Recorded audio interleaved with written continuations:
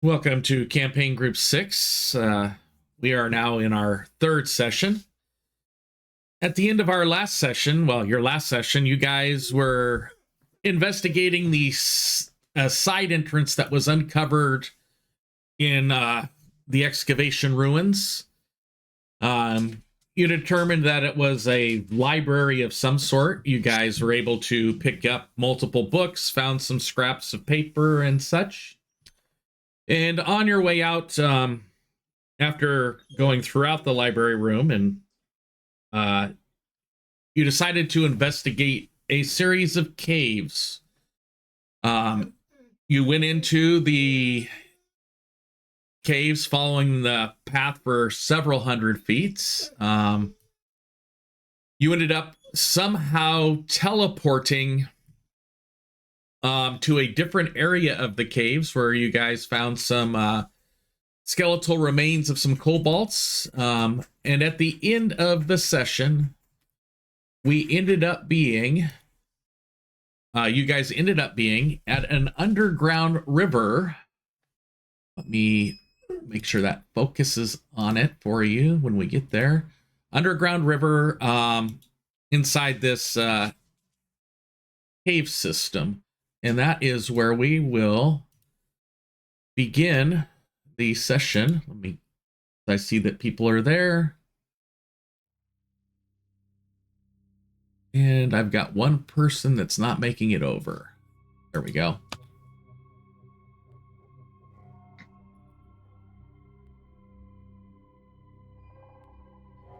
So again, at the last session, you made it over to this river. You do see a boat that is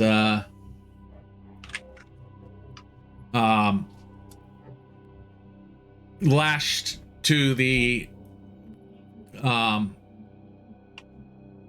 stone. I tried to move it. I had to copy over. Mm-hmm. But you've got the boat is lashed on your side. But I can't move the other token, so I just put a second one out there. But you do have a boat lashed to your side.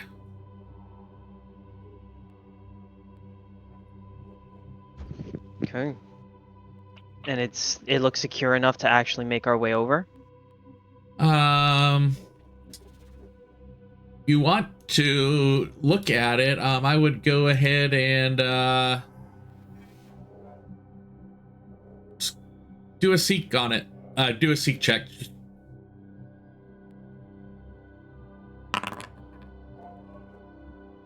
Yeah, it does look fairly sturdy. Okay. Well then, I'll look back to the party and just say, one at a time just to be careful, but it looks like we can make the crossing. Let me do some volume adjustment. I need to turn you guys up. I guess Kibo will lead it ahead and... Yeah, don't disregard the boat that's on the right. For some reason, I can't delete that token. Okay. Yeah, there's a boat on the left. There. Okay. And then is it feasible to get over to the other side? I would say you would be able to do something like this. Push out the bow a little bit so that it makes it an easy jump to get to the other side. If you wanted to. Do that and wait for everybody else to get across. Oh.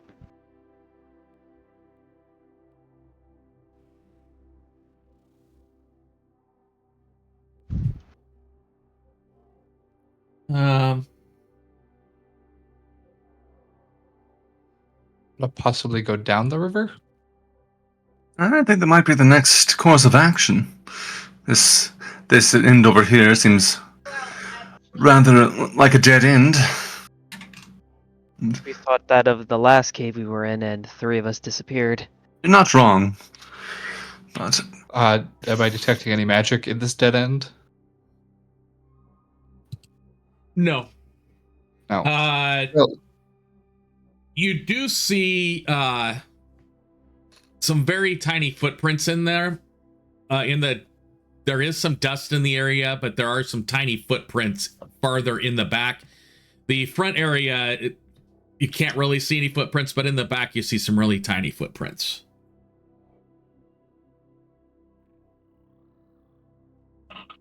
And are they heading in the direction of one of these walls, or? No, just in general circular patterns. It looks like back and forth from the river area. Might have just been wherever they camped. Or stored things. Could be. Seems like getting down the river is probably the best call. They might be a bit cramped with all of us, but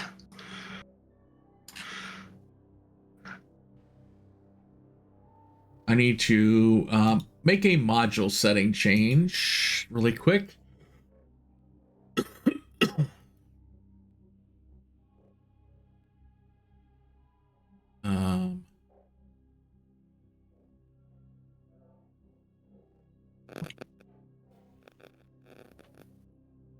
Trying to see.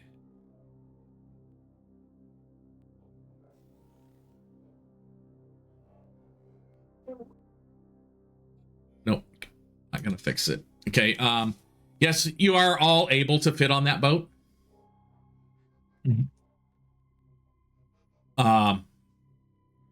Without issue.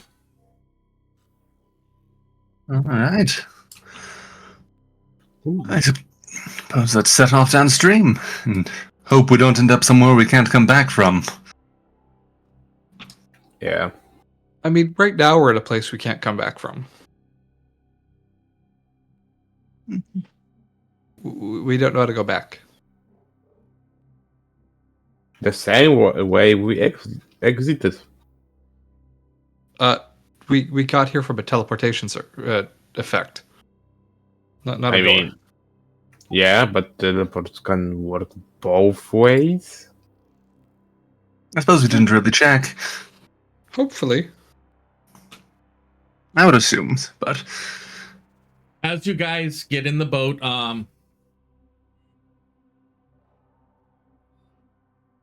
who's going to be the lead navigator, kind of directing the others?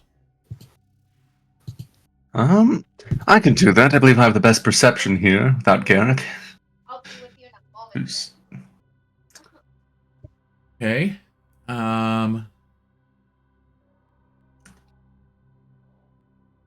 So since you're going to lead, go ahead and do a seek for me as, Alright. as the boat starts heading downstream.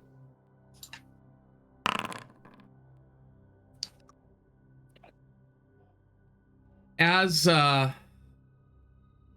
boat does head downstream, I'm going to take the boat first away from you. Take that. I'm going to boom. I'm going to move the boat. Don't have to go far. Maybe, oops. Let me hit Control Z. There we go. After maybe... Actually, what I'd like you guys to do is move your tokens onto this other boat that's there in the order you would be sitting on the boat. On the boat. Not down there. Oh, this boat, sorry. Yes. Then I will move all of you after. Okay.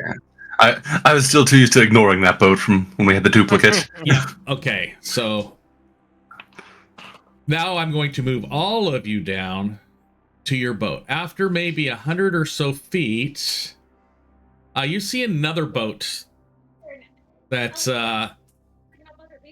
lashed up to a set of rocks. And it looks like the river dives underground here. Do you want to continue forward or try to stop your motion before you get down there? I suppose this is our stop. Unless we feel like spelunking. further. As you get closer and closer, you see a campfire. The light from a campfire. I'll continue moving you guys in a minute. Oh, it is actually moving the boat. Awesome. I'm gonna do this really quick. Back here.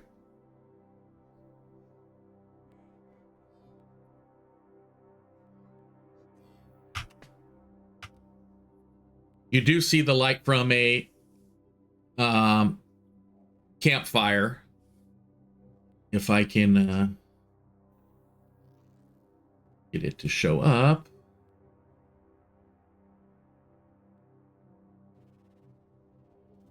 Leslie's the one that's been having that baby inside her.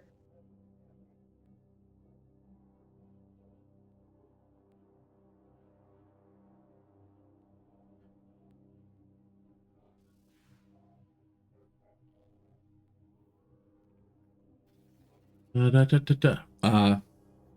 just drag a new light out. Oh, there we go. Don't have to. You do see a light of a campfire as you guys start heading that direction. E2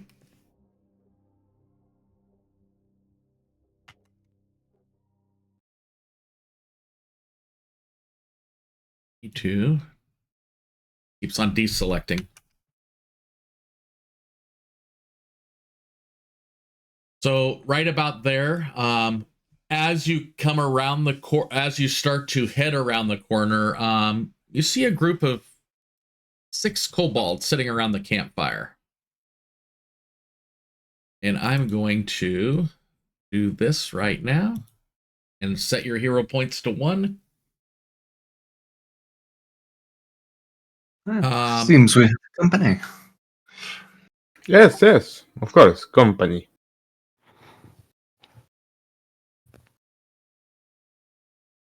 Aren't we the company?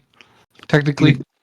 I mean, technically yes, but saying we're company doesn't sound as good. So, I mean, we are aliens to them.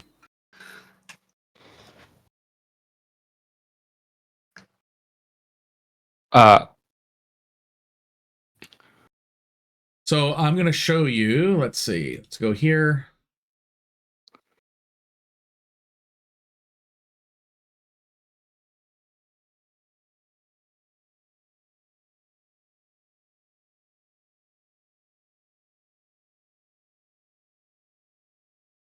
A group of 6 kobolds around the campfire. I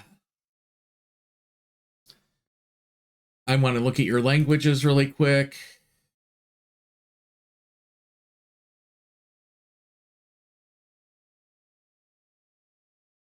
Spike, you're the only one that can understand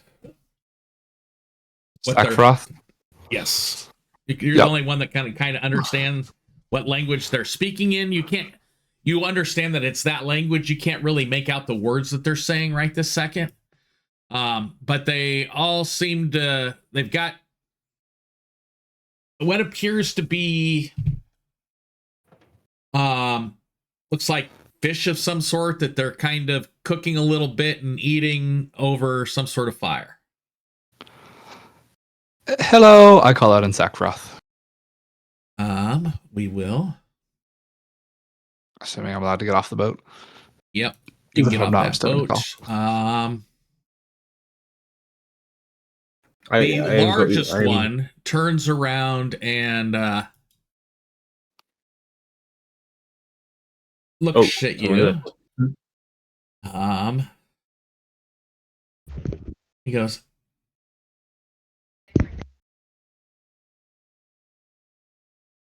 you see a wirely scar-faced kobold.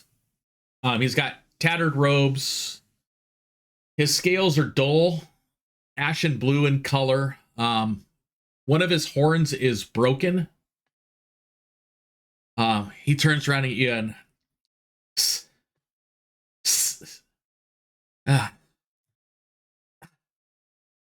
help! Help! They've got help! As he looks at you, being the kobold, the gist you get is he thinks you're bringing them help. We can help if you know a way out. What do you need help with?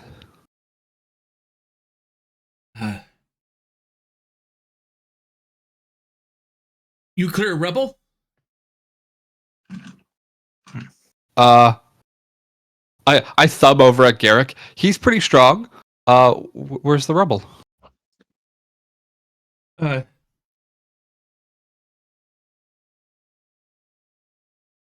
Back in cave by book place.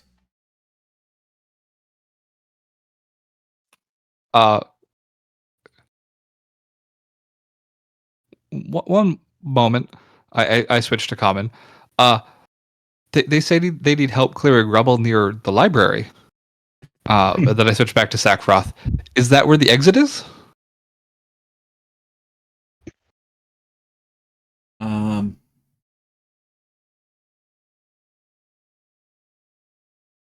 You mentioned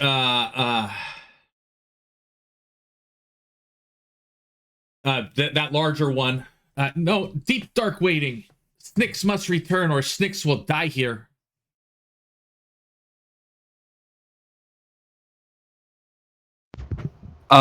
Okay. That makes sense. Let me just confer with the people who can't understand you. Back in common.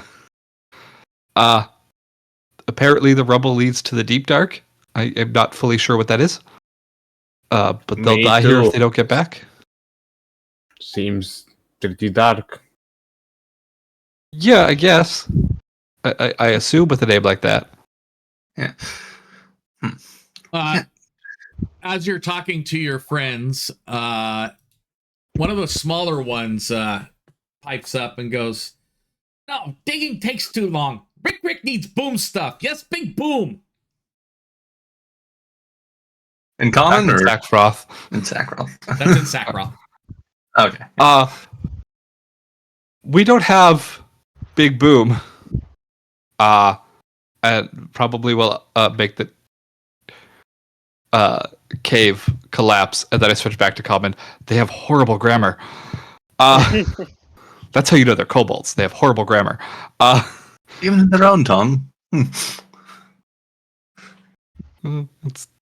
It's Sackfroth. It's just the language they're speaking.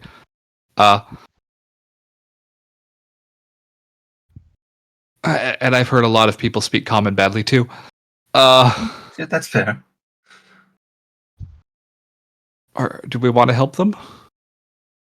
I want to help them. I mean, I think it's best. We probably should. And Yeah. Okay. rather cruel to just leave them to whatever their fate is here. Plus, It's not we don't like have a we way can- out. Yeah, it's They not like we are have. all starting to look at you with curiosity there, Spike. A hunched dark green one with a torn ear kind of glares at you. He's holding a makeshift spear and he goes, "You come from up above?" Back to Sackfroth. Yeah, I grew up above, but we can help you get back to the deep dark. If you just show us where the rubble is. Up above is bad. Why is it bad?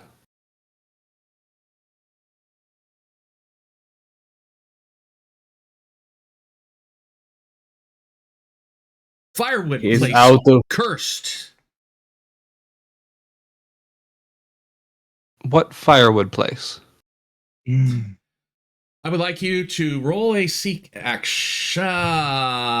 Seek does your perception, right? Yes. I would like you to do a seek action. Not sense motive?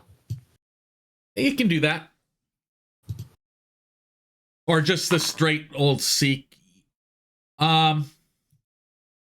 Yeah. Looking around at what's on the ground, as in the picture that I showed you, it appears that they are burning books for firewood to keep their campfire going. Oh. Spike is angry.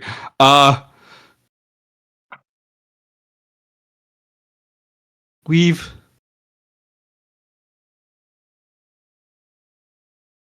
I swear, draconic. Yeah,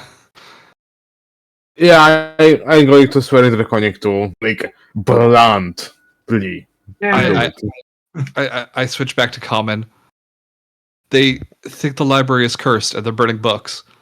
I mean, we did find demons there, or devils, fiends there. Summon them, but yeah. Then that must be the wall that collapsed. Maybe that's the rubble they were talking about. Well, they want Perhaps. rubble moved, not Okay, so kind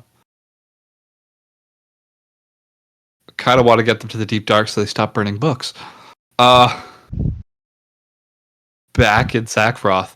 How about we go to the rubble and get rid of it, and then we uncursed the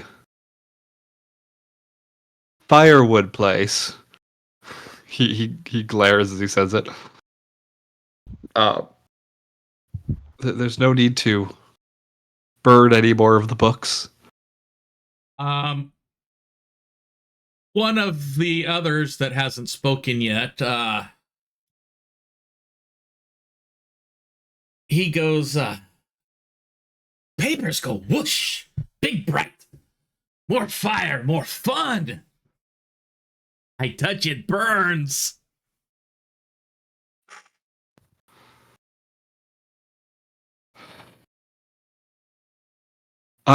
No, we don't burn the paper. Paper burning is bad.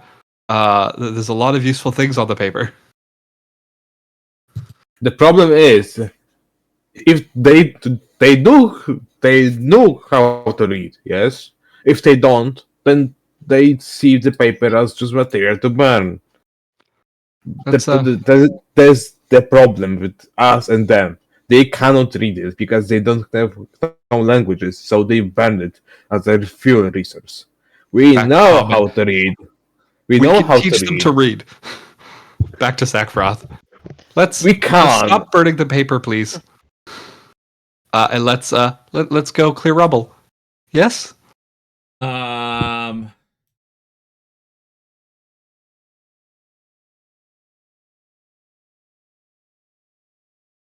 You have shinies. Give, yes. No shinies. We need to clear the rubble. Or do you guys just want to stay here? The first one that talked to you goes,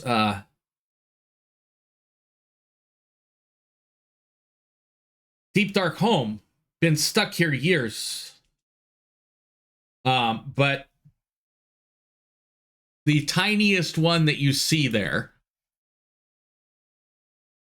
it goes, deep dark, not so great. Maybe up above, not so bad.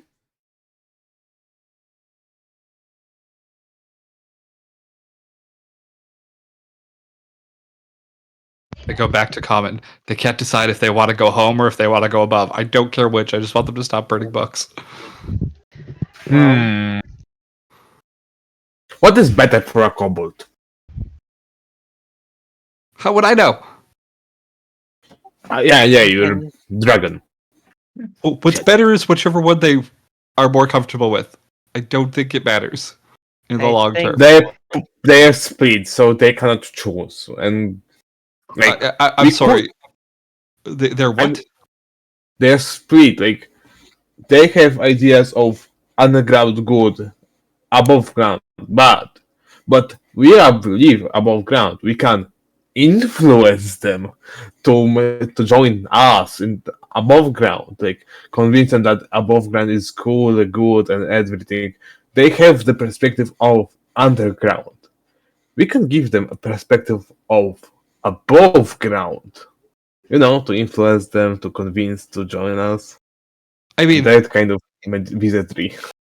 you're inferring a lot of information when only one of them said underground bad and one of them said maybe up above ground good. But I don't think it matters long term. I think we just need help. They've been down here for a while. They know the terrain and how to move around. I think taking them with us and letting the others ask them what they know, get as much information from them as possible, and see what this Underdark is might be the best course of action. Deep dark. Deep Dark. As your guys are making that discussion in common, the little black fire starter picks up another book and goes over to put it onto the campfire. I attempt to to use telekinetic hand to pull the book out from him. So go ahead and put that in the cast in the thank you. Look, I don't know if I can, but I'm just like, no. It does. You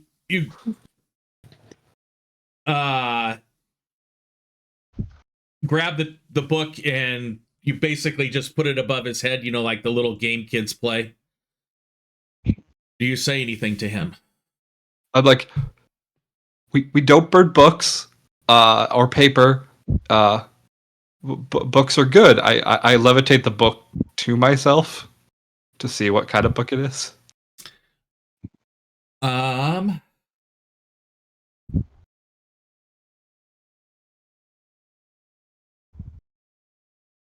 It is written in common. It is badly damaged. It looks like he put the first half of the book was the second half of the book was already put in the fire at some time. This is just the front half of the book. Yep. The title that you read on it is Control-C, Control-V. I would like to point out my telekinetic hand looks like an ethereal dragon claw. Okay. The Steel and the Spell, A Guide to Arcane Smithing. This book, for instance, teaches people how to teaches you how to make powerful magical weapons. And if you burn it, you won't be able to make a magic weapon. You could make a sword that lights on fire. Back to the other one who could talk to these people is bad. I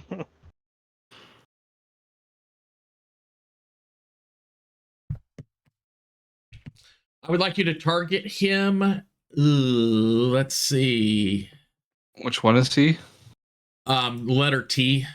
Or you could right click on it and click the concentric circles. No. Which of the kobolds am I targeting? Oh, you are targeting the Z guy, Zaka. For some reason, his picture didn't show up. We can't see his.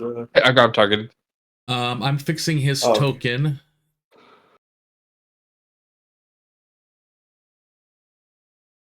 Oh, I see what happened. Stupid dynamic token rings. Token. Date token. Close. Yeah, now you can see it's the little black guy. Yep. Would like you to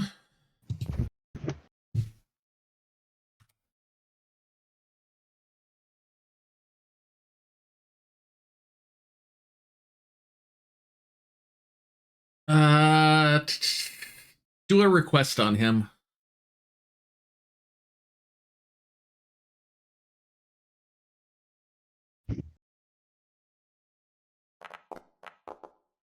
Oh, that one teetered for much too long. Oh God. Nice one, Chief. Oh. You help. We know burn firewood. Deal. Yeah, we want to help. We if you take us to the rubble, we'll help get rid of it.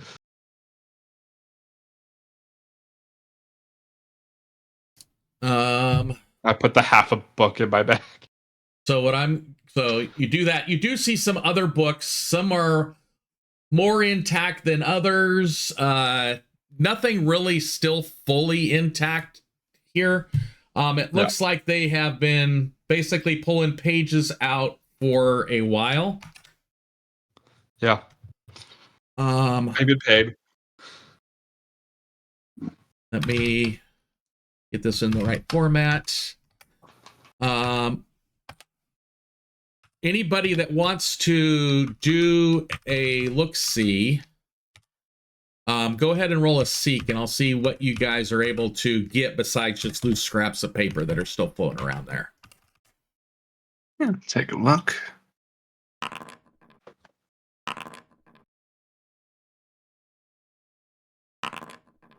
And you guys are doing pretty good today. Right? I should have failed that diplomacy. What role was it? We can seek if you wish. Yeah, you can seek. Look. And I did see you pop in, Garrick. Yeah, hello. Hello. The diplomacy list dragon is doing the diplomacy because nobody else can talk to them. Yeah. So the first one, Varus.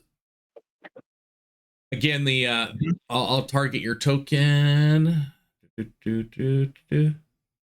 Oh, Spike. Nope. Varus. So first one we're going to do is Spike. The one that you got with right off the bat was that one.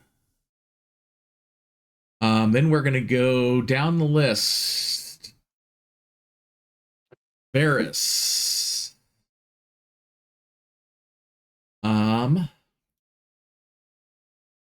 You were able to find one mostly destroyed. It does have a few pages intact. We're going to click on Varus here. It's called the Arcane Concordance of the Eternal Weave.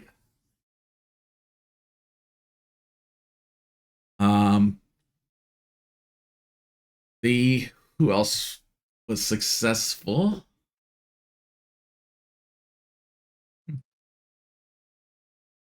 Your role, you didn't succeed in finding anything, but Pops did. So I'm going to click on Pops. One you found is called the Infernal Gambit, a study of fiendish contracts. It's moderately damaged.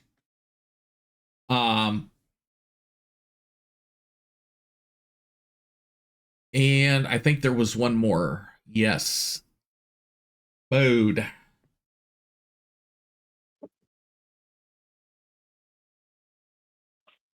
Control C.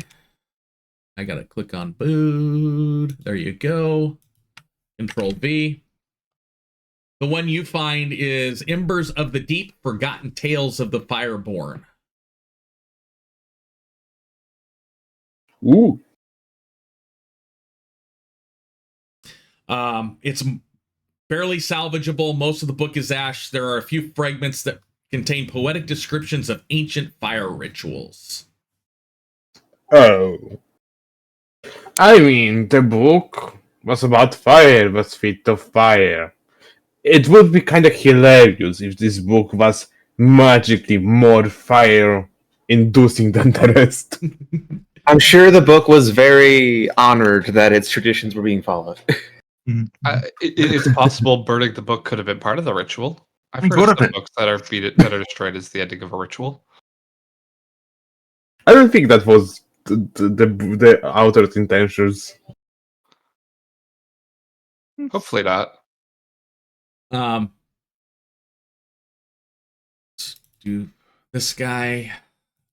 As I realize what happened here, we're going to do that on him.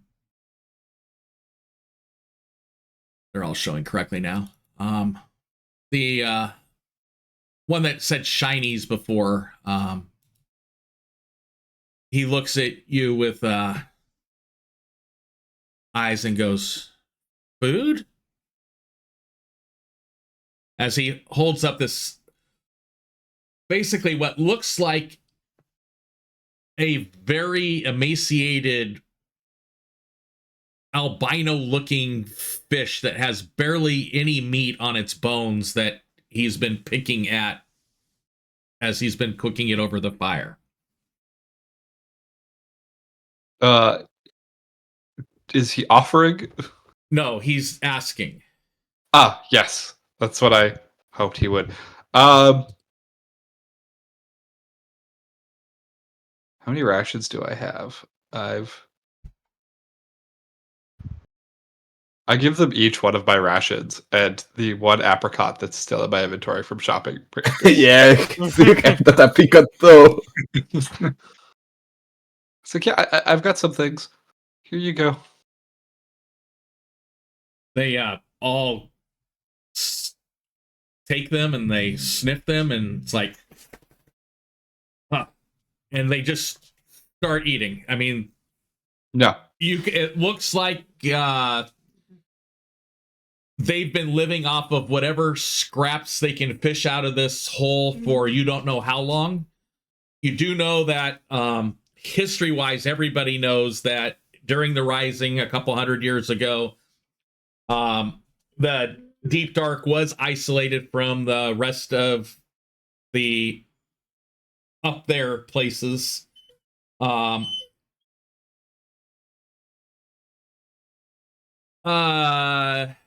Spike, roll a recall knowledge. A general one from the basic action macro. Make sure you don't have anybody targeted. There we go. Thank you. Where's recall knowledge? There we go.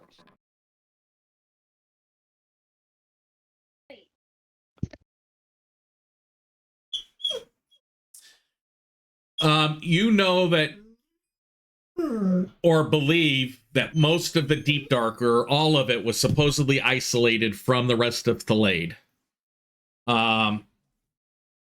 These kobolds are too young to have been in the Deep Dark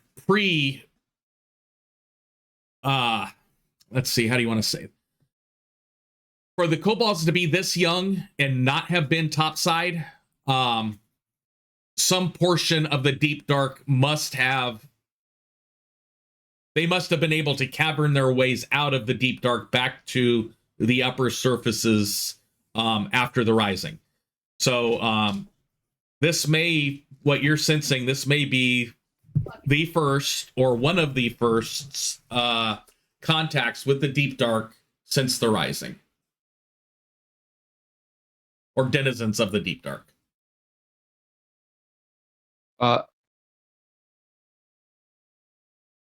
Guys. Yes. If they're here, the Deep Dark's reopened. Wait, you mean Is this bad? it? Hard to say currently. Not bad. This is a It's a thing that has happened. Noteworthy at the very least. It's like a book. Books aren't bad; they just are. Well, Some certainly books may gonna be contain more bad impactful. information, but the book itself is not the bad thing. This is a bit more impactful than a book. You say that, but I blow things up because of books. that is a grand discovery. We haven't been able to make contact with anything of the outside world in centuries. If they found a way, If anything, the Deep Dark is the inside world.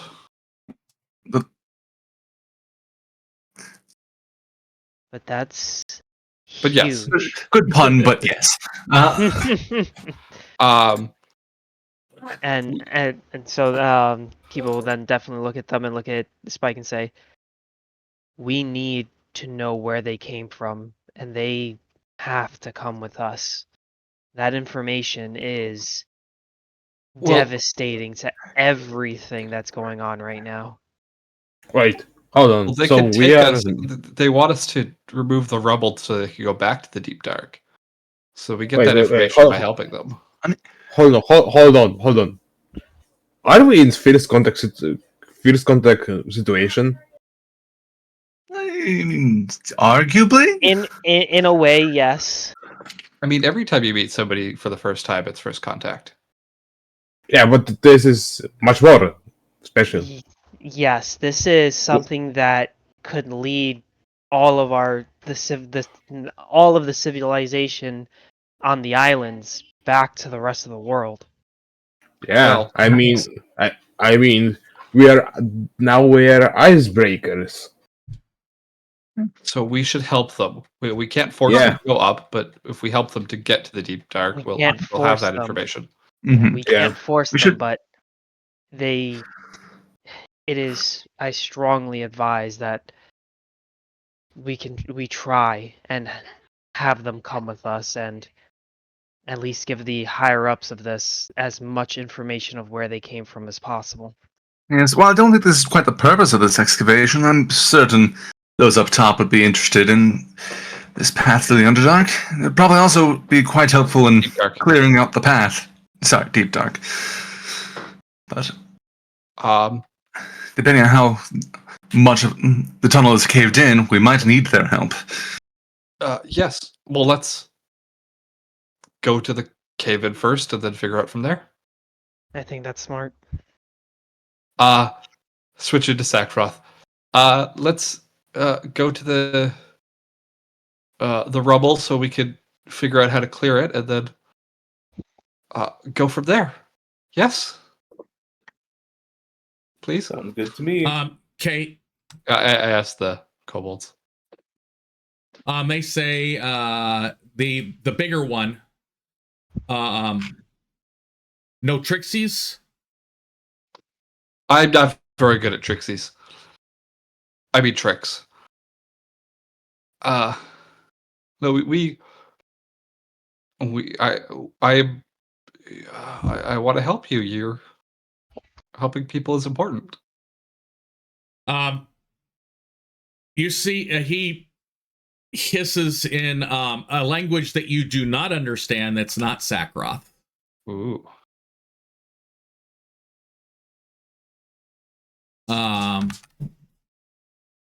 To his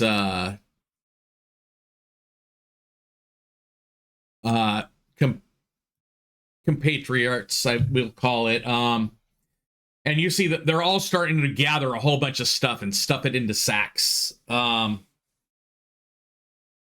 Little bits and like the little stubs from torches that are burnt so far down that they would never work, probably would never be usable for Torches. for actually being a torch type of thing. A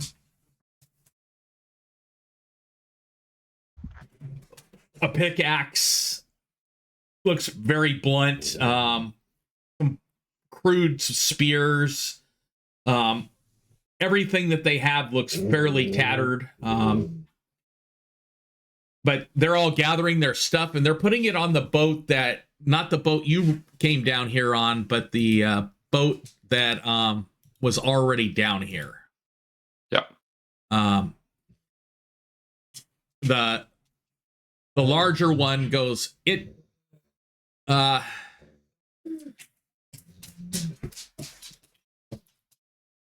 path up, and he points up river. I guess we're going upriver. That tracks. Lead the way. Okay, and he gets ready to do that.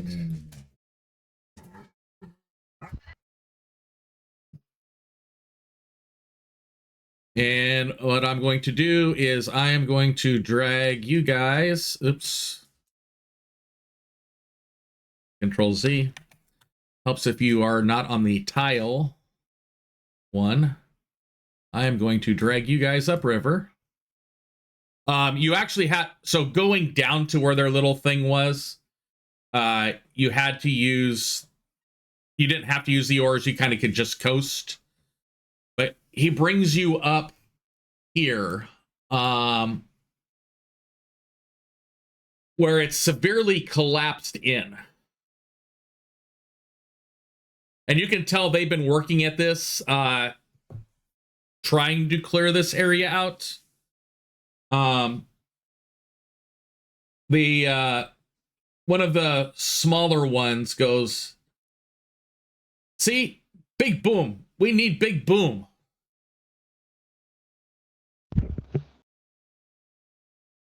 Yes, this is gonna take a while. We're definitely gonna need our friends to help. Cracks knuckles. I mean, if you want to, I switch back to combat. If you want to go ahead, feel free. All right. Might need a better tool than your axe, though. Says I was gonna hack at it. I don't know. I mean, the alternative would be, like, I guess, picking up boulders, but... Well, so you're going to take the axe and just hack at it? No. That's what they thought I was gonna do. No. So as you head over there with something, Rick, that's the one that said big boom. He goes, here, pickaxe. You try. He's looking at how big you guys are compared to him. All right then. I guess I'll pickaxe. What I would like you to do is try to see if you can just roll an attack, an unarmed strike, see if it'll let you without targeting anything. I think so. Let's see. Testing unarmed strike. I must target before I can attack. Okay, I am going to. I'm just going to drag a random thing out there. So go ahead and target the merchant that we used in our little Poor merchant. Roll an unarmed strike really quick. I just want to get a number. All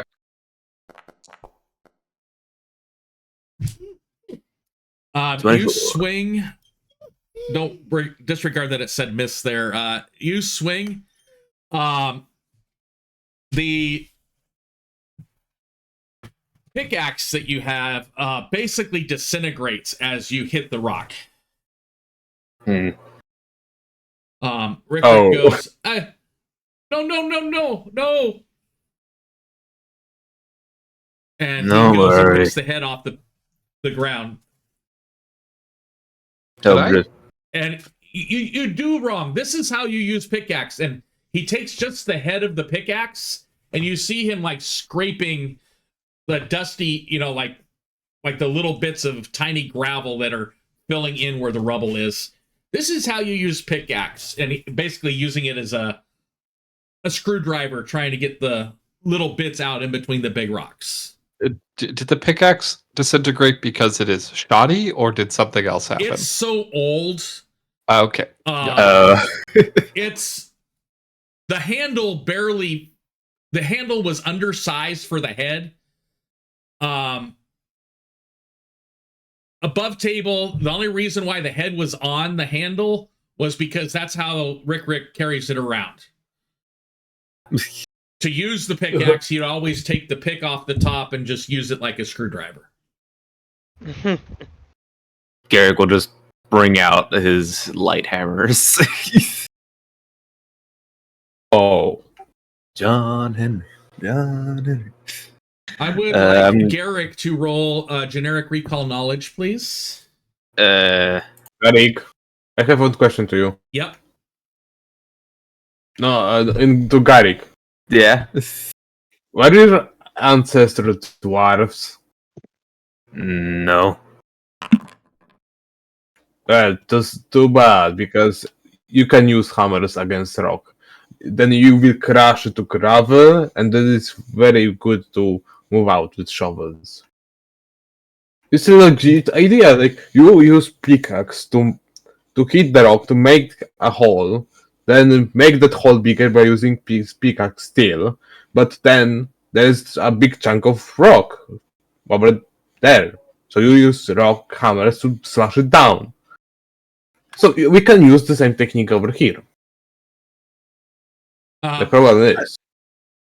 So Garrick, with your role, even listening to Bood, what you're looking at, even using magic to help pull this rubble out,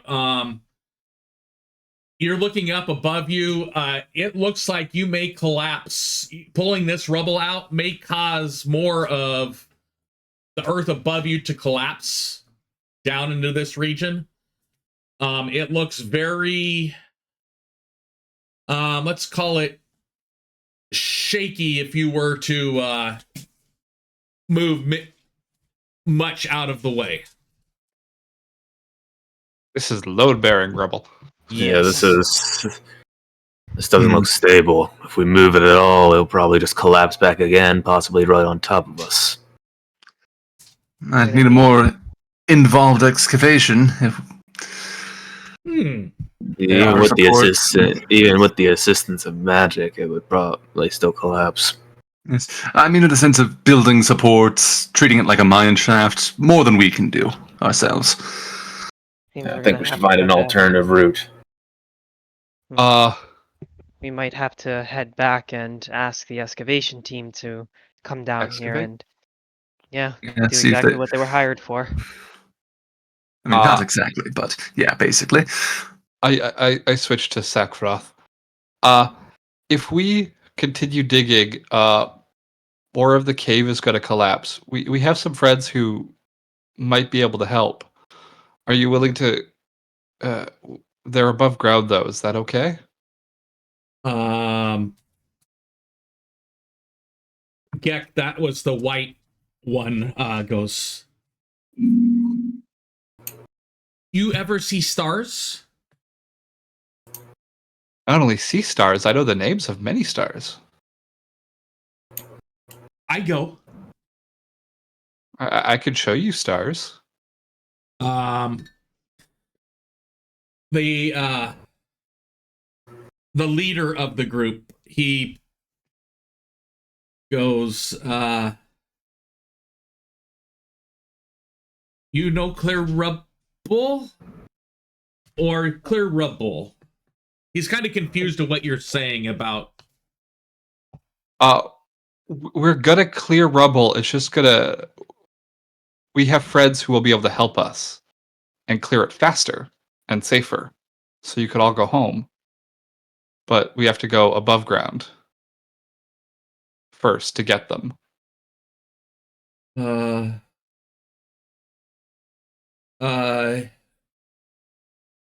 It's safe. Go to Curse Building? We already removed the curse. It's not a curse anymore. I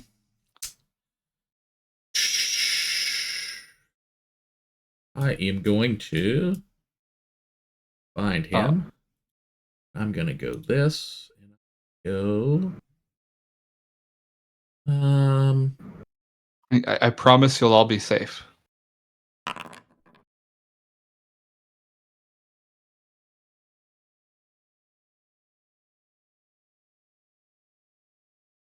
We go. Good. You see him pull. So they're all up there with you, kind of helping. You see the larger one pull something out from underneath his cloak. And you hear him mutter in Sackroth, basically just the word for go. And I wasn't supposed to do that. But you guys end up back in that glowing room as soon as he said the word go. Huh. And looking around, was it a wand he pulled out, or? No, it was like a little amulet around his neck. Fancy. Oh. Very. So he has I assume the amulet is magical. Of course.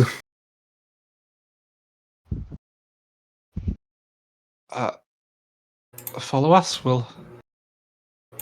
He's going to be needed for the excavation team, it seems. Okay.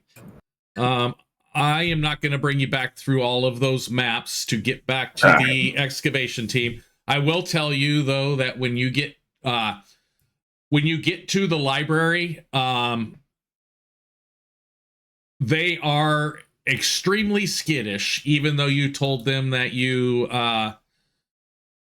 actually we'll pull you here. Even though you told them that, hey, we took care of the curse. Yeah. They do look towards the north as you guys take them out. Just, you know, they're basically staying as far away from that northern section as possible. Which, fair. But we will say that after, you know, coaxing and getting them along, after probably about half an hour, you guys are able to bring them to the excavation camp. And I will... well, you get them out of the excavation site, and then you take them back to the camp. Unfortunately, I'm gonna have to take a quick break once I get you guys on that map. Garrick, I'm gonna want you to do your level 2ing. I did it well. Whining, so he's gonna go to potty. Yeah, go ahead, go take care of that. Yep. Yeah, I let him know when he joined up. Okay. And so what I'm going to do is I am going to drag you guys to the campsite, and then we will take a short break. Interesting. Go to the bathroom as well myself. I gotta go get a muffin. All right. I'm all leveled up. Yay, leveling. I'm now a competent medic. Good. I literally cannot fail a treat wounds check. Hey, finally. And I only failed now. I only failed twice. But you failed twice. Which considering is moderately impressive. How successful I was on treat wounds checks was impressive. And I am now full-blown marshal. Perfect, I'll be back. We got those +1s going. Yeah, stacking those bonuses up. I am expert in intimidation +9, baby. What was it that I trained? And yes, I took the intimidating glare. That's good. That's a good one.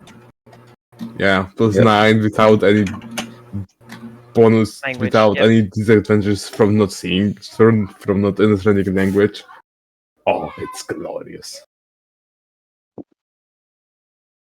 I have diplomacy on 7, crafting on 6, performance on 7, society on 2.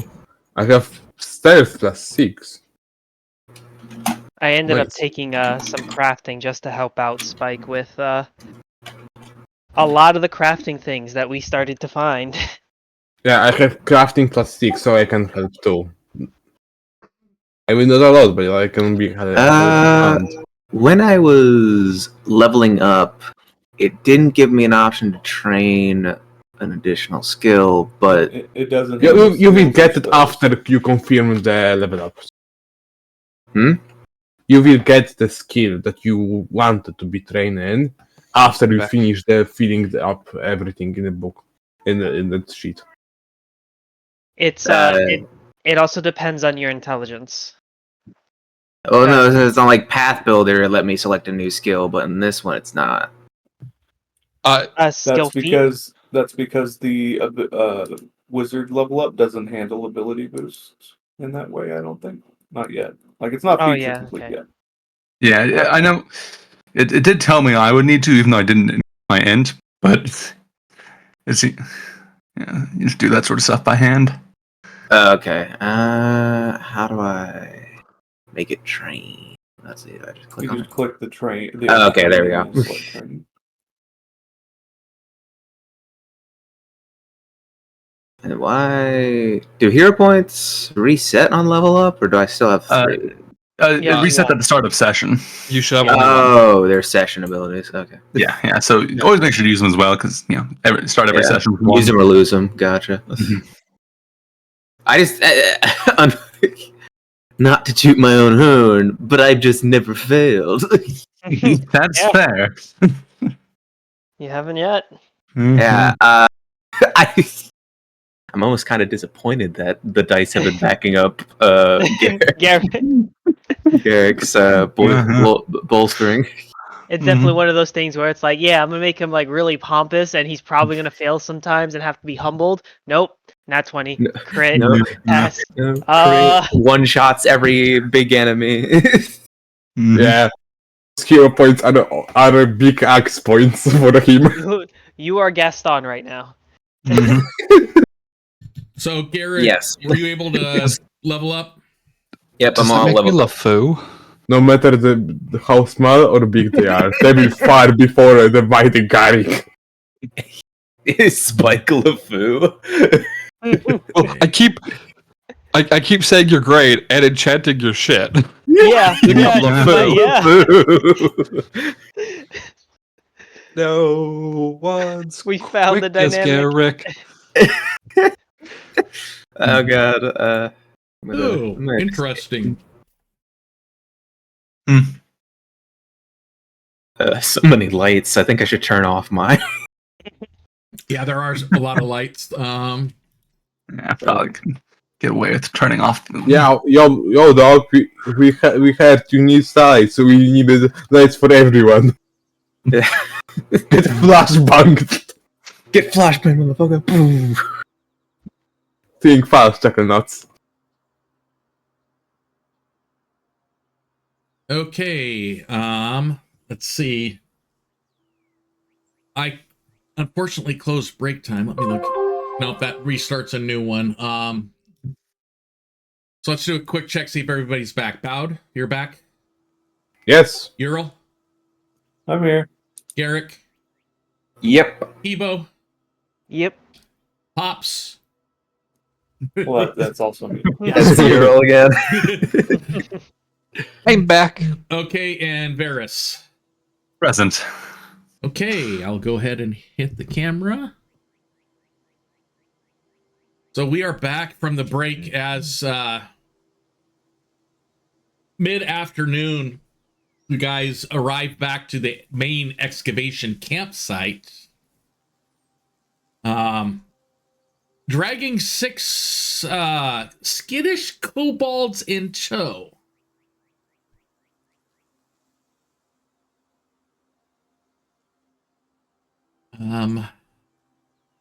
So what do you want to do as you get to the campsite?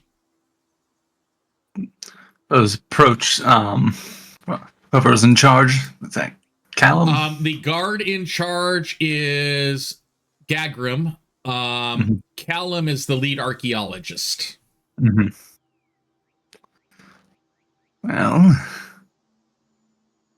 suppose approach whoever we see first. Just tell the guards not to worry about the kobolds. Yeah. So that would be Callum would be the one that you'd see first.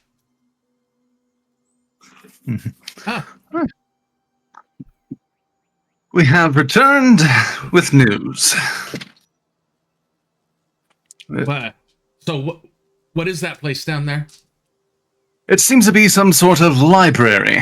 Not exactly rich in artifacts, but books and tomes and the like. Also a sigil for summoning fiends. But more interestingly, back up 1 second. A sigil for summoning fiends. Yeah. Summon some fiends. We killed. She killed. turns around and whistles. And shortly thereafter, Merrick and Snicket join her. specifically, it summoned Korlok, demon jailer. And I forgot to mention last time, he also imprisons celestials, not just bad people. Oh, okay. So just extraplanar binding ritual. Oh no! He bounded me too. The jailer did, yes. I was bounded I was bounded squared. Mm-hmm. But that is very interesting. I think I still You guys have the actually chain. saw this jailer? Yeah, Yes, and killed him. We fought him. as much as you can kill a fiend. And we sent him back to his place. To hell! Those fiends were no match for my axe. They really weren't. We also found a way to the deep dark. Yes, that's a more interesting thing. Yeah, that's the more important thing that. Whoa.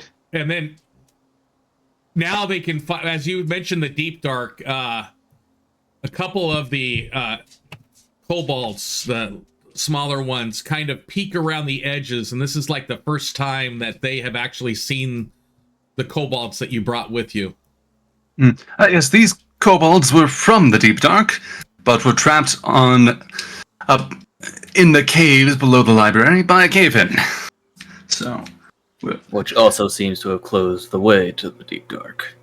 But this seems to be a pretty mundane barrier as opposed to the typical magical one. So, this could potentially be a way to the outside world or inside world. It might be magical. It did stop Garrick. I mean, I think that was just the pickaxe was shoddy, though. Yes, and also I didn't want to give it my full power because then it would have collapsed. But like you said, these kobolds are not old enough to have been here from before the way was locked. So knowledge flashbanging these guys. Yeah. I mean, no real other way to say it. I don't need to be rude, but do you need me for further conversation at the moment? We can skip for you for a minute. No, I'm asking in character. Oh. I mean, I suppose someone else in the camp might speak whatever language that was. Have to ask, though. Yes. Does anybody speak Sakroth? Besides me and them. And I point to the kobolds. Just prior to you saying that... Snicket. Snicket does call out in Sakroth something to them that you do understand, Spike. Perfect. Good, because I have something I need to do. Okay. Spike goes outside of camp to start burying the bones he has.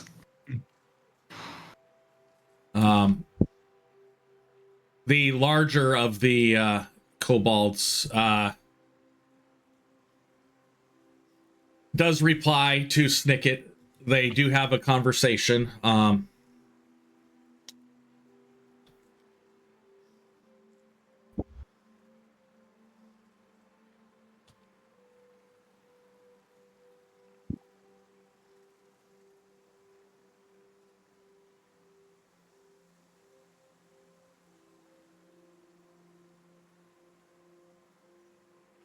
I'm going to go ahead and do the... So they talk back and forth for a little bit, and then Snicket goes, apparently they've been trapped for, he says many cycles, but I don't know what they use for cycles down there. He says that they were supposed to be, they're a gem mining group that got trapped while they were mining gems and unable to make it home, and they've been doing all they can to survive for what he says is quote unquote mini cycles. He believes that their hometown, which is about a day's walk from where the cave-in is, probably believes they're dead. He would like help back, if at all possible. That's what we gathered. Plus some more details.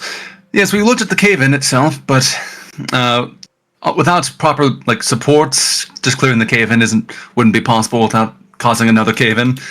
Need some professionals, which is why we came up here. At that point, Callum goes, we can send for some mining crews to assist with that. Unfortunately, our priority is still in the main excavation. And you said you're sure demonic circle. It might not be a demonic circle, but it did, when we get close, bring Hellhound and the jailer to our plane. I'd like to clarify something. Mm-hmm. The circle that looked ominous in red is now gone. At least, or maybe deactivated. Defeating those fiends did make some of the weird red mist go away. And also the fiends did seem to be weakened when they came through. Mm-hmm. From what we found and what we could understand from the books and the library, it seems that this might have been a armory of sorts where whoever owned it was building and tempering weapons specifically to use against these demonic creatures, and using that summoning and binding circle as a way to test their weapons once they were done. Potentially, yes. All the books down there were either about magic weapon crafting or fiends. Demons, devils, and the like. There was the section on deities. 100%. Yes. So I got to figure out something really quick. Mm-hmm.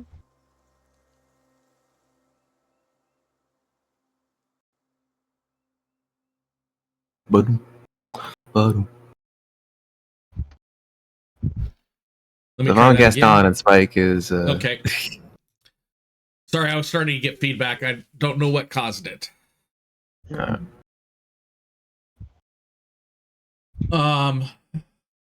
Let me show you something that we found. And Callum brings out a... Can I show this?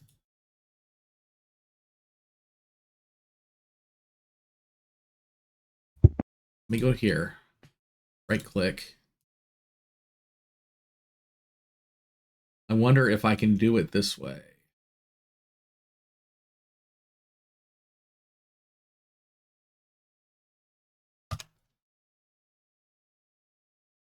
No, it's not letting me.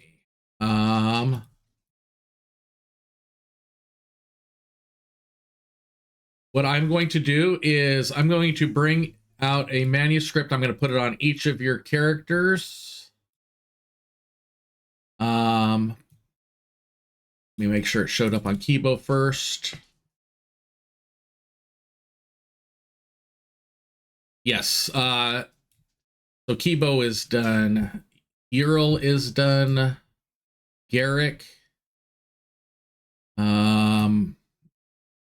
Varys and Bowd.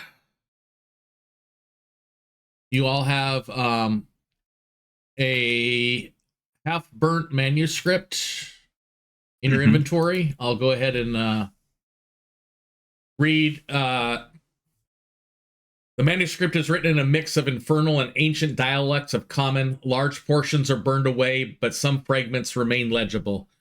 Callum goes, we found this in the main dig site. It's got 4 sections that are semi-legible. The first one says, the chains were never meant to hold forever, each binding a prayer to the Lord.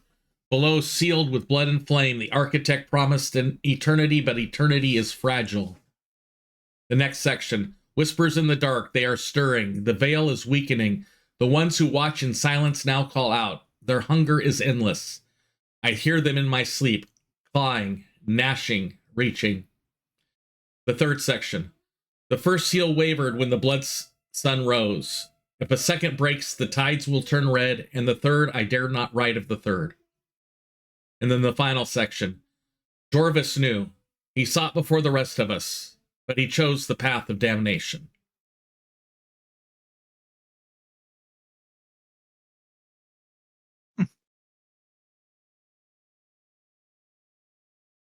Interesting. Yes, very. Certainly foreboding. It sounds like some sort of bindings like you guys mentioned in your that you found. Potentially. It seems like this might have been a research facility specifically for whatever they're hearing or whatever they were trying to keep sealed. Maybe whatever was sealed seemed to start to stir, and they thought to start thinking of measures for when that happens.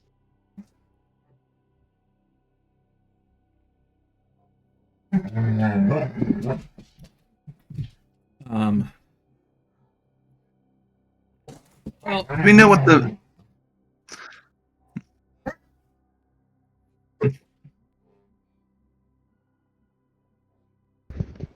need to figure out why Discord is so low for me. I can barely hear you guys. Let me go here. Yeah, I've got my microphone cranked. I mean, my headset cranked. My volume mixer's cranked. Discord's all cranked.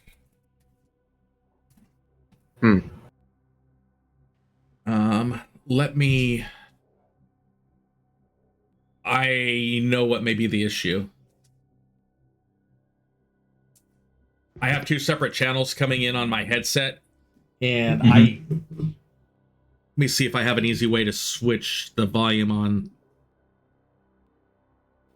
multiple channels.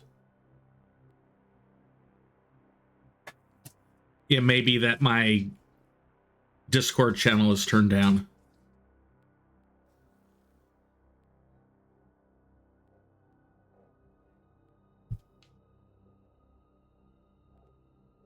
Go to Razer.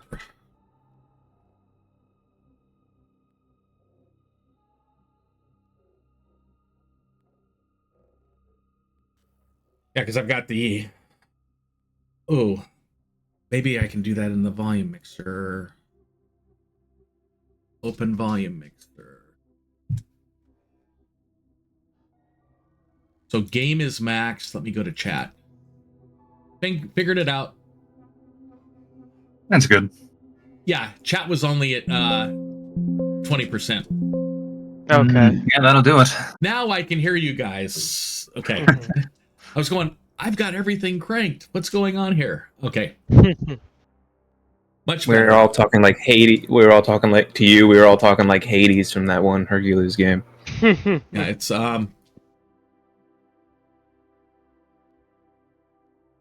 so now I can do what I was gonna ask. And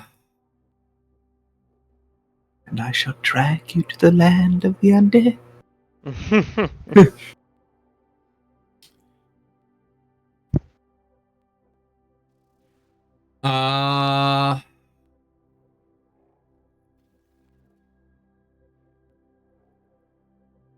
Kibo and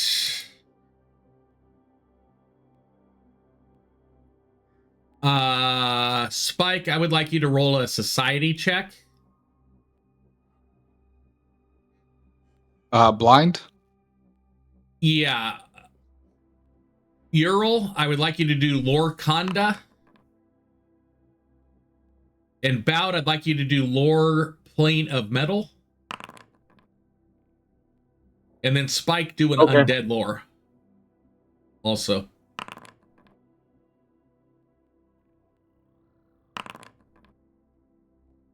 If the roll is bad, I will also use a hero point.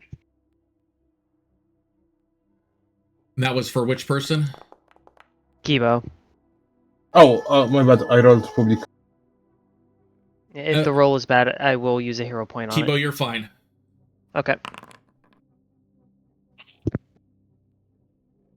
A hero point probably would not help except for a nat 20 for what you rolled. Got What it. you were rolling against.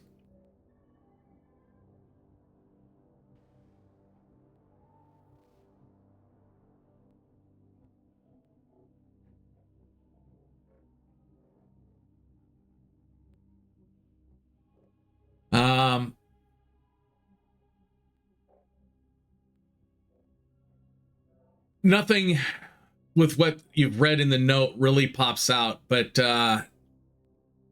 Kellum goes,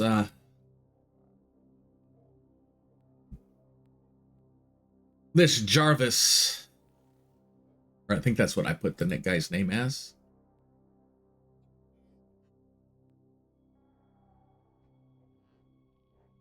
Jorvis. This Jorvis is written in our histories as a elf that helped with the bindings during the Rising.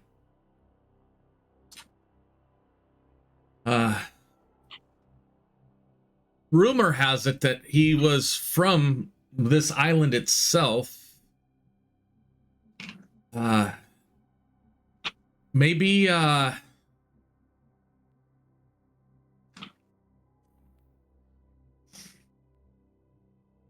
you can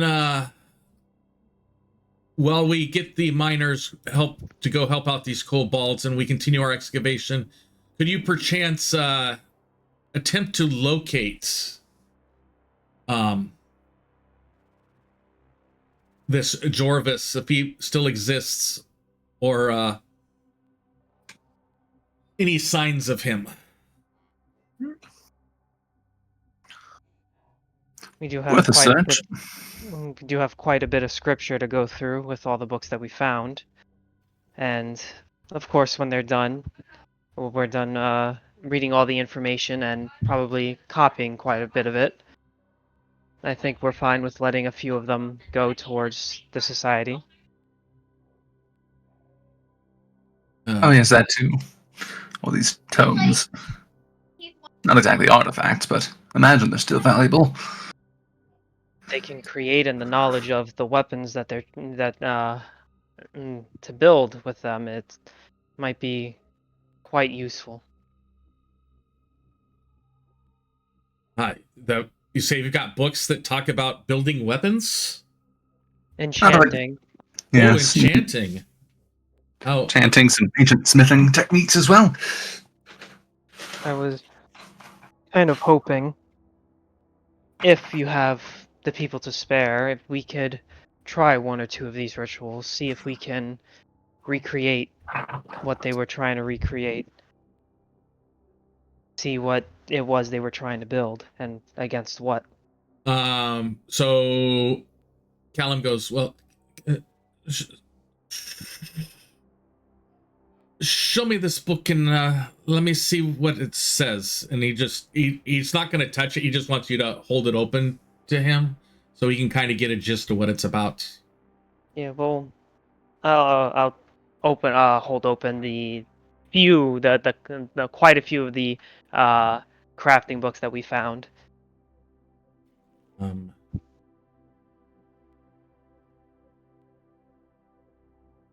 Ooh. Okay. Covered up Discord for a second. There we go.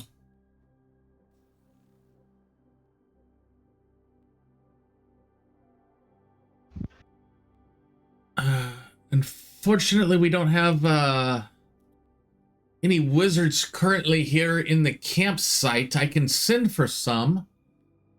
Well, we do have Spike when he is more available. I don't know if has the capabilities, but We're just like we can digging try. with my claws over in a corner. Yeah.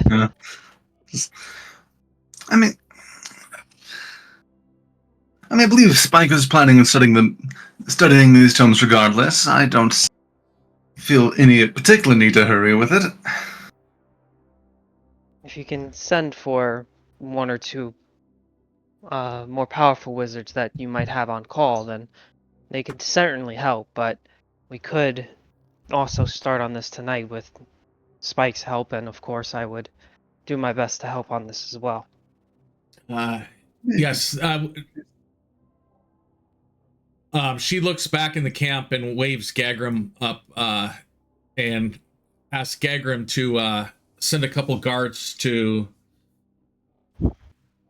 I want to call it Shady Cove, but it's not Shady Cove. It's Seaside. Seaside Cove. Seaside Cave. Seaside Cave. There you go. To send a couple of the guards to Seaside Cape to bring a wizard or two back to help with this investigation. And did you guys, before you left, make any requests from the merchants? Yes. Potency runes. Yes. That's what I thought. They, as you're having the discussion, they do return with what you guys had ordered. Okay.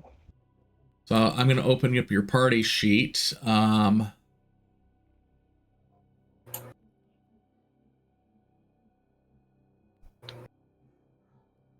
be dirt poor, but I can get a potency great axe. That's pretty good.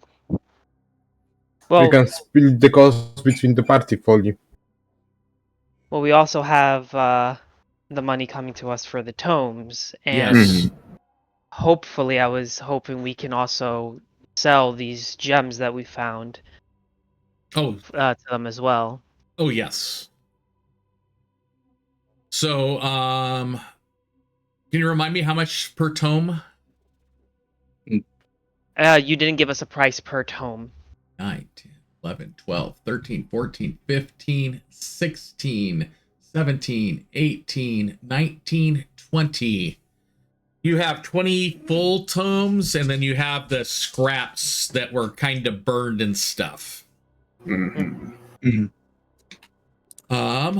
With that all in total, they will give you in your party stash 500 gold.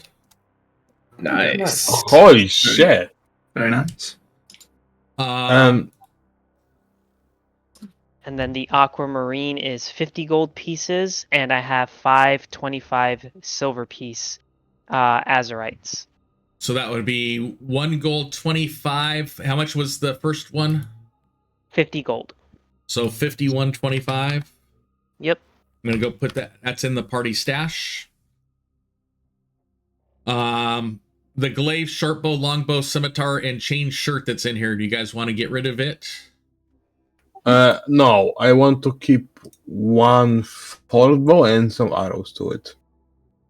Okay, so keep a short bow. How about the glaive, longbow, scimitar?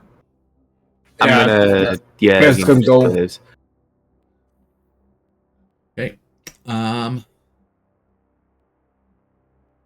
Also, let me send my glaive over there since I have not been using it.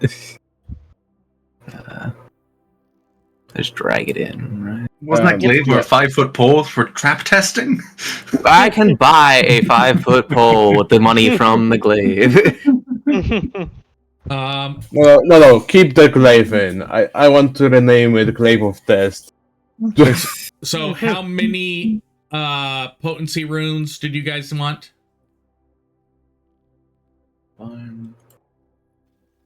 One for me. So let's see. Kibo would need 2. Yes. Okay. I'm just gonna go through each character, looking at their weapons really quick. I've added what I requested, which was the hand wraps of mighty blows. Right. Bowed. 1 or 2 Yes. bowed for potency runes. Do you plan on using your blade mostly? Yeah, my shout blade sounds very Okay, cool. so there'll be that one. That's 3. Sorry. Ural wants. You wanted the hand wraps, right, Ural? Yeah, because that's how he gets potency on his Yep. Eidolon. So that'll be 4 potencies plus the hand wrap.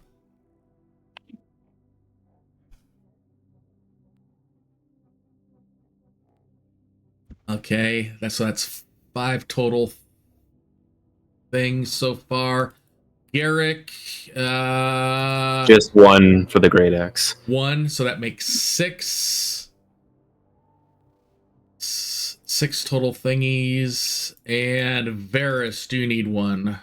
No, I don't think that dagger will ever be used.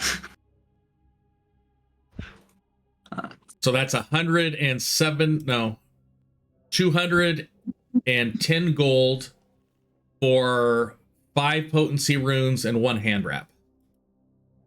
Okay. Seems about right. Those items are in your party stash that you can distribute as you see fit. Alrighty. 2. DM. Yes. Sorry for asking, but I rolled a check. I don't think you got it. I did. You just didn't learn anything from it. Oh, okay. Yeah. The level, the esotericness of what I was having you guys roll for was very, very esoteric. So it had a very, very high DC. Oh, we can -1 potency rune for me. I only needed 1 because we have the +1 mace that I can move over. Okay. Got it. Right. I'll give you So we guys can- 35 gold. Yep. Yeah, I forgot you guys found that mace. It does cost 3 gold, 5 silver to transfer a rune. Yeah, I can use my personal gold for that. No. That costs 10%, which is totally worth it. And it definitely yeah, is worth absolutely. it, yes. Yes. See, etched onto. Let's do this. Which arrows do I take? I think it's any arrows. Anyone that says I arrows. know. Yep. They're both the same, just different pictures. Yes, that was the thing. And my weapon potency. All about the +1. aesthetic.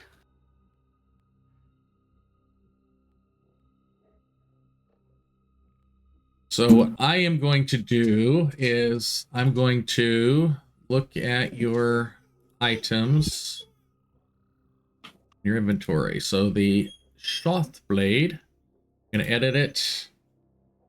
I took the weapon potency +1 rune. Yep, Wait. put that on your blade. I was able to do it for mine already. Okay, you already did it to your blade. Yep. Yeah, I etched my great axe. It should be weapon +1 great axe now. Yep. Let me go back. Why didn't it save on this one? Edit item. It says it's there.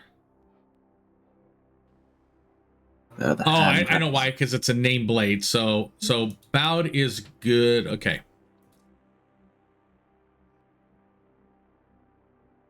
So it looks like everybody should be good. You guys, we're gonna do research during the night.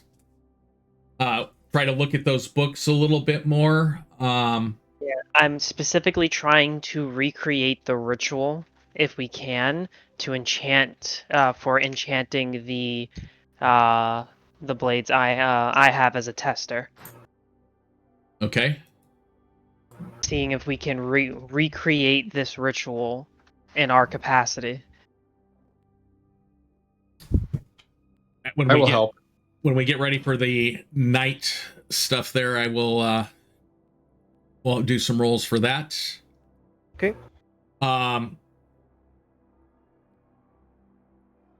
So they sent the guards to the town for the wizards. Don't know when they will be coming back.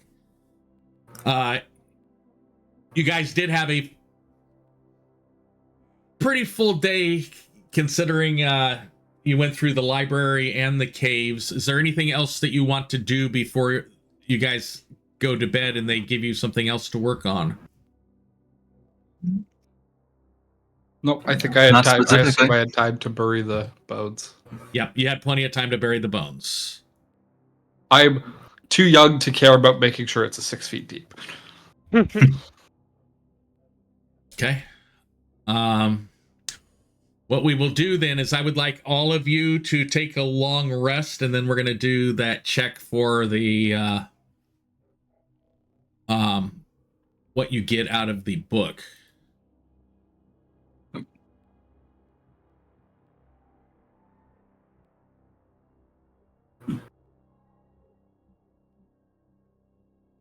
And we do need to consume use our rations. Yeah, consume your rations. That would be from the daily prep that's there. Mm-hmm.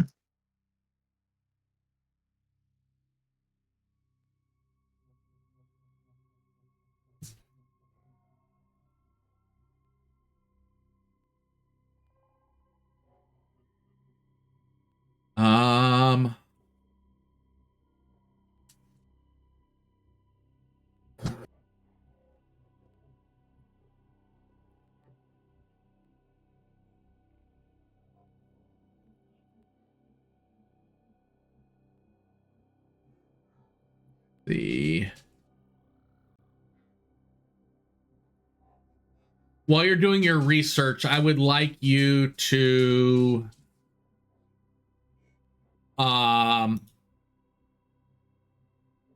roll a crafting check for me, please. Who?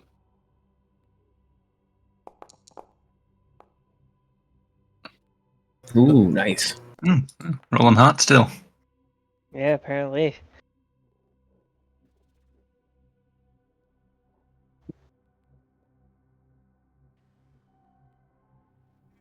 Do I need to Between roll? the two of you looking at the enchantment, you understand the process of getting the enchantment done is understandable.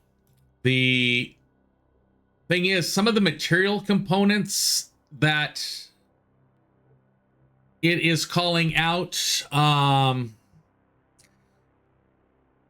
you haven't heard of them before.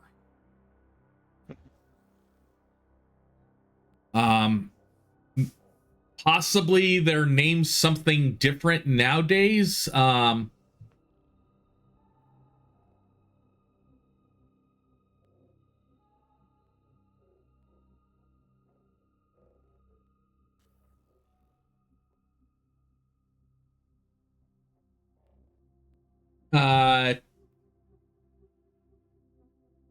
From the gist that you can get, the material that they're calling for is called aether glass. Oops, let me get rid of that language. You believe that if you were to have some of this aether glass, you could perform some of the more basic enchantments.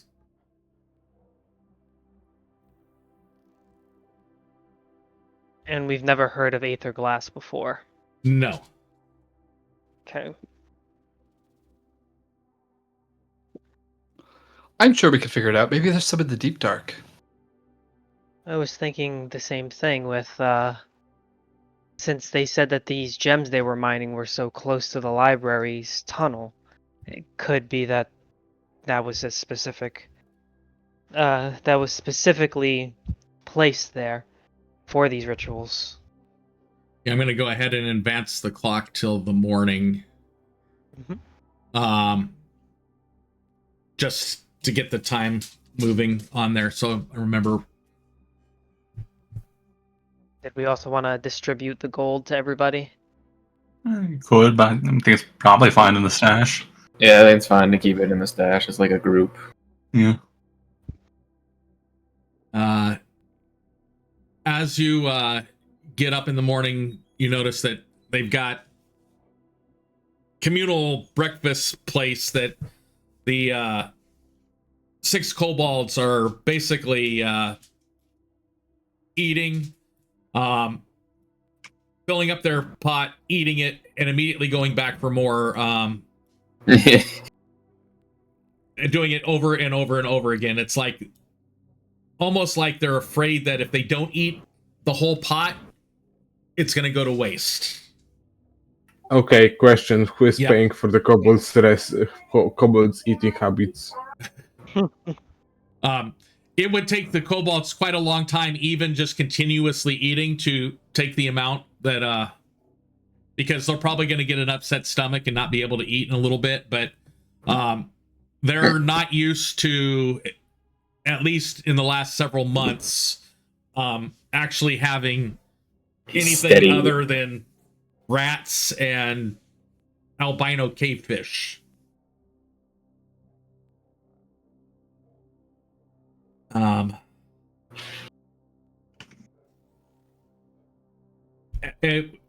the party comes out. They Kellum does notice that you're noticed that you were using the books last night and stuff like that, and goes, "What did you find interesting?" Well, we were able to understand the basics of the ritual and how to get it set, but the one thing we're missing is a peculiar component that they used, something called aether glass, though it's nothing that I've heard of. I'd be surprised if you had, unless you were a deep delver of the libraries. It was a very rare pre-rising material that they used for enchanting stuff. It's almost like it was called glass because it looked like glass you could look through, but there was like a swirling motes of trapped magical energy within it.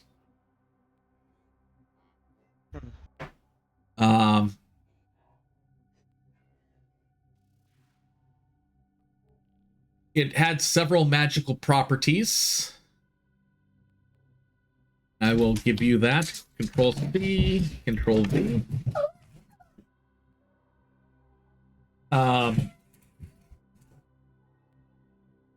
It's an arcane conductor. It enhances stability and potency of magical enchantments. The planar resonance, it reacts to planar energies, making it particularly valuable for warding against rifts or binding extraplanar entities. And it's self-recharging. Unlike modern enchanting materials, it slowly regenerates its charge, making them last longer. He goes, most of the aether glass that we've heard about was used in the barrier binding rituals that caused the barrier to become erected around the Outcast Isles. And as it was, I'm sorry, my dogs are going crazy. As it was used for that,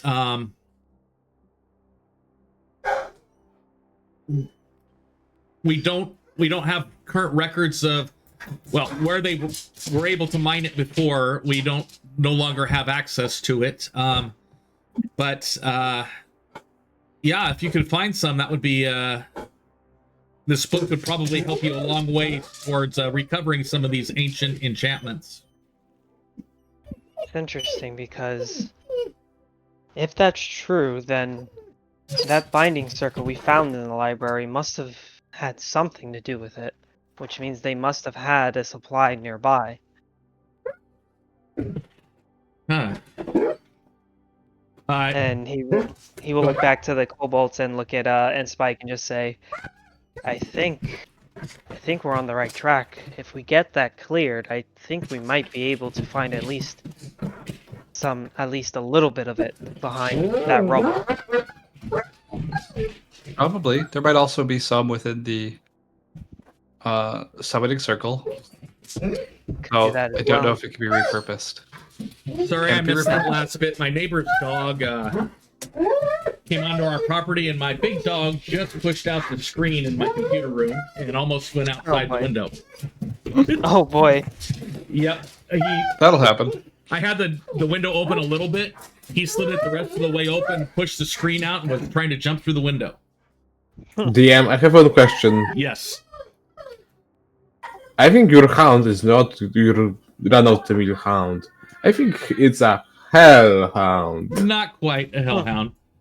But when you have a little Jack Russell trying to antagonize my two dogs through the window, that's what happens. Yeah. All right. I mean, There. I think your favorite is... I mean, the theme song for your house is Who Let the Dogs Out. Yep. But no, I'm sorry about that. It was... No problem. They'll settle down once the dog is no longer there. It's and that dog that comes over, it looks through the window. It's got its tail tucked between its legs, knowing that it's got big dogs on the other side of the window, but it just sits there and looks at them, antagonizing them. That's about right. Yep. So let's get back to the game. So my question was, if we found something enchanted with Aether Glass, can any of that be repurposed? If it's anything like regular enchanting, probably. But there are some wizards. There are some wizards in Kanda that actually used it pre-rising. That if you were to visit the city of Kanda, or we could request information about that may be able to do it. The other thing is the Crystal Seekers Guild and the Arcane Wardens. I know they've been desperate to recover any remaining deposits, but they've been unsuccessful recently in finding any. Well, any information that you can gather for us in this endeavor would be much appreciated. I did find, while we were going through the rest of the stuff from last night's gathering from the main archaeological site, we did find more information about this Jorvis's supposed whereabouts. And he, they basically have a big map of the island that you're on. It doesn't look that far. It looks like about an hour away towards, let me get the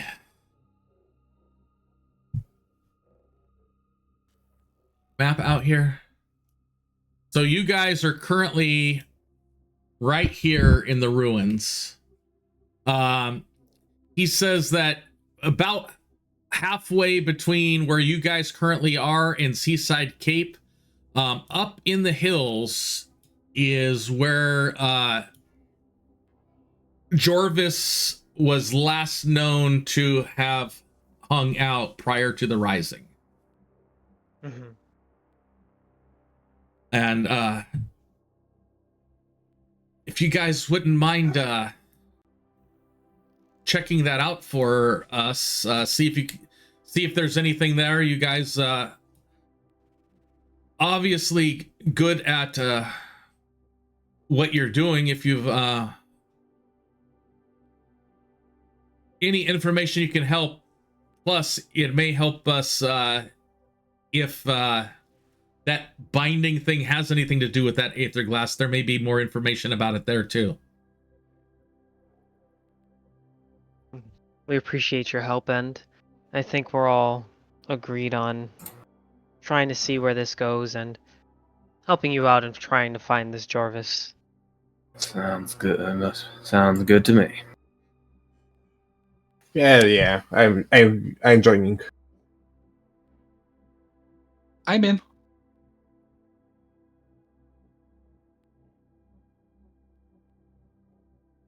So here's what we know about him. He was once a scholar of the Deep Dark, but something changed in him just prior to the Rising.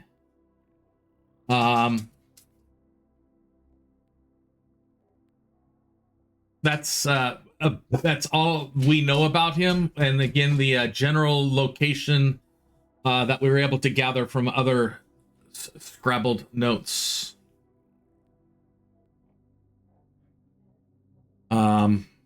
Is there anything you guys need before you leave out in the morning? Around, More rations would be nice. yeah, we do that too. But we do have a decent size amount of gold. With what they currently have, is there anything we want to prepare ourselves with? Okay, so you do know that you've battled undead and demons. Question: is there any cleric of powerful god? You can get, yeah, well, the two most powerful that are currently being worshipped are Aron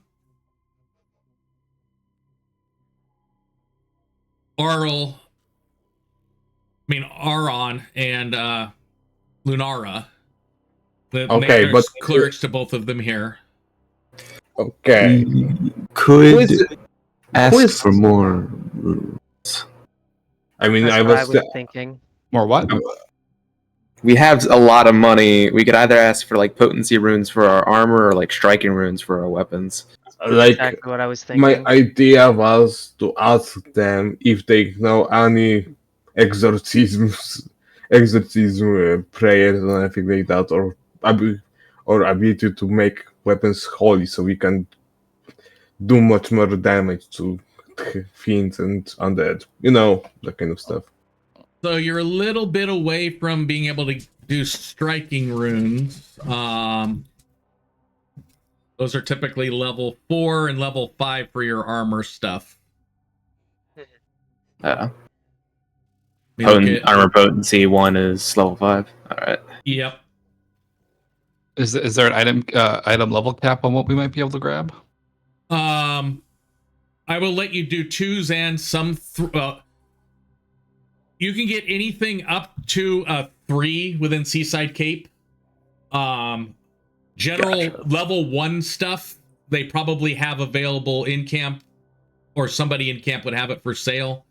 But again, by the time you were to get back, either you travel to Seaside Cape, purchase up to level 3 stuff, and then go somewhere, which would spend the whole day, or they could send somebody to go pick it up for you. Fair. All right. Well, if it's not more boosting, then I think I'm good. Any potions? Okay. Potions, or maybe an would there be a wand that Spike can grab? I love a first rank wand is level 3. Okay. But I don't know what spell I would grab.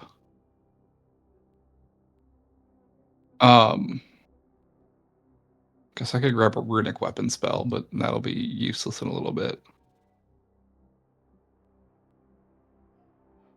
Where are spells on where? Though also, Varus can also use a wand. So I'll send them to go bring back wands, and we can figure out what spell you actually have on it when they come back. Yeah, if that's what we want to do. I mean, it would be useful for you and Varus to have a wand, something to spare your magical ability for the day.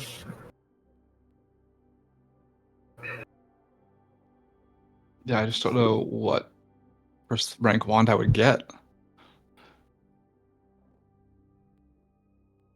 We go here. Yeah, that's why we'll give you some time to think about it, but we'll get. Yeah, we'll buy stuff when we get back. Well, they'll have the wands that you can to choose from when you get back.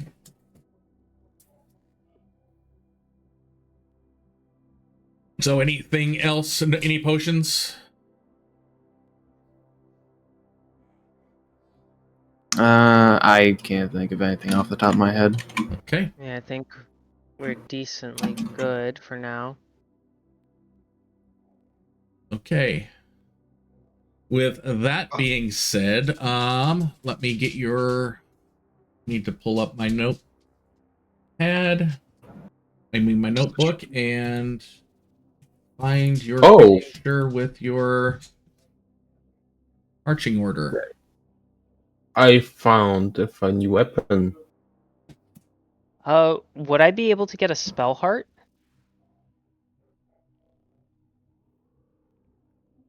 Since we did grab wizards from the town.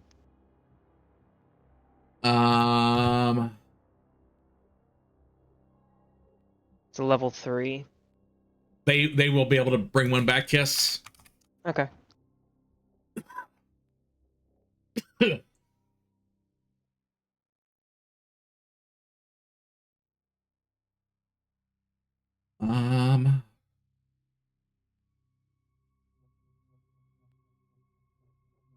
me go that, and we'll bring that up, and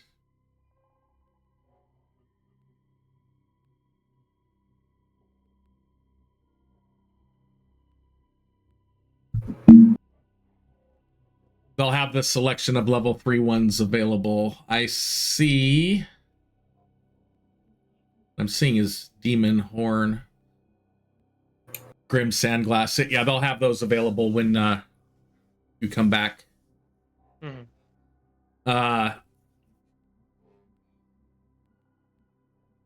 So nothing else that you would need for this particular. Go look for this dude. I think.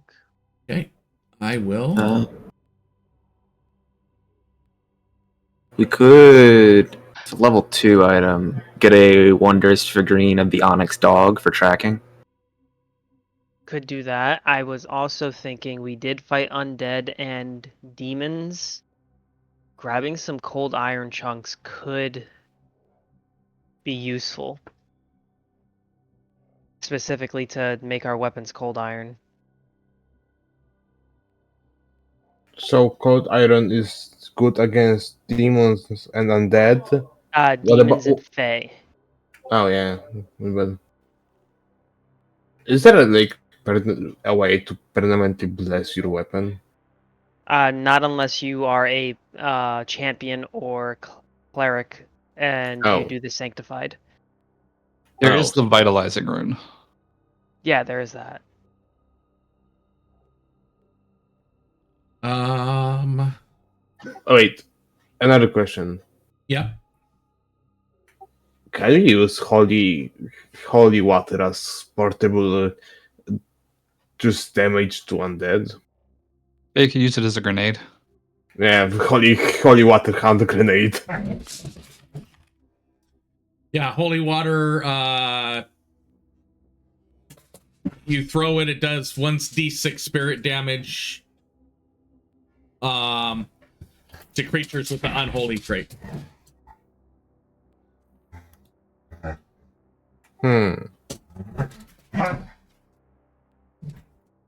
There are clerics here that could make some for you.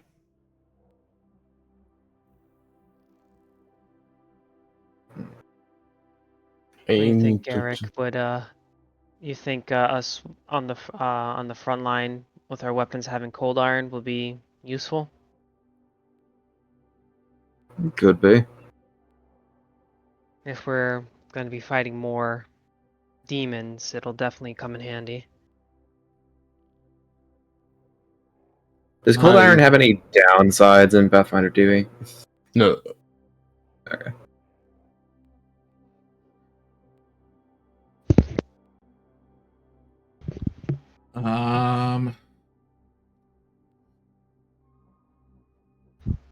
In here, they do have cold iron bolts, arrows, and chunks available. Okay. So I guess we will. Oh, let me look just a second.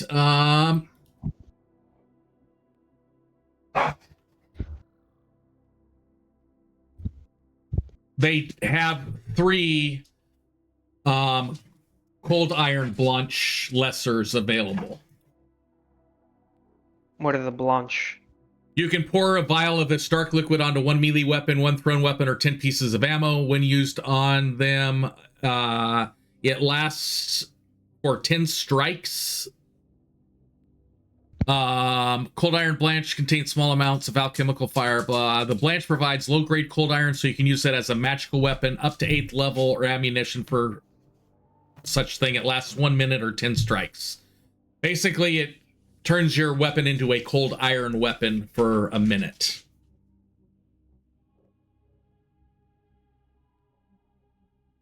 All right. What do you guys think? I'm fine with just bashing my head into the wall until it breaks. It's been working up until now.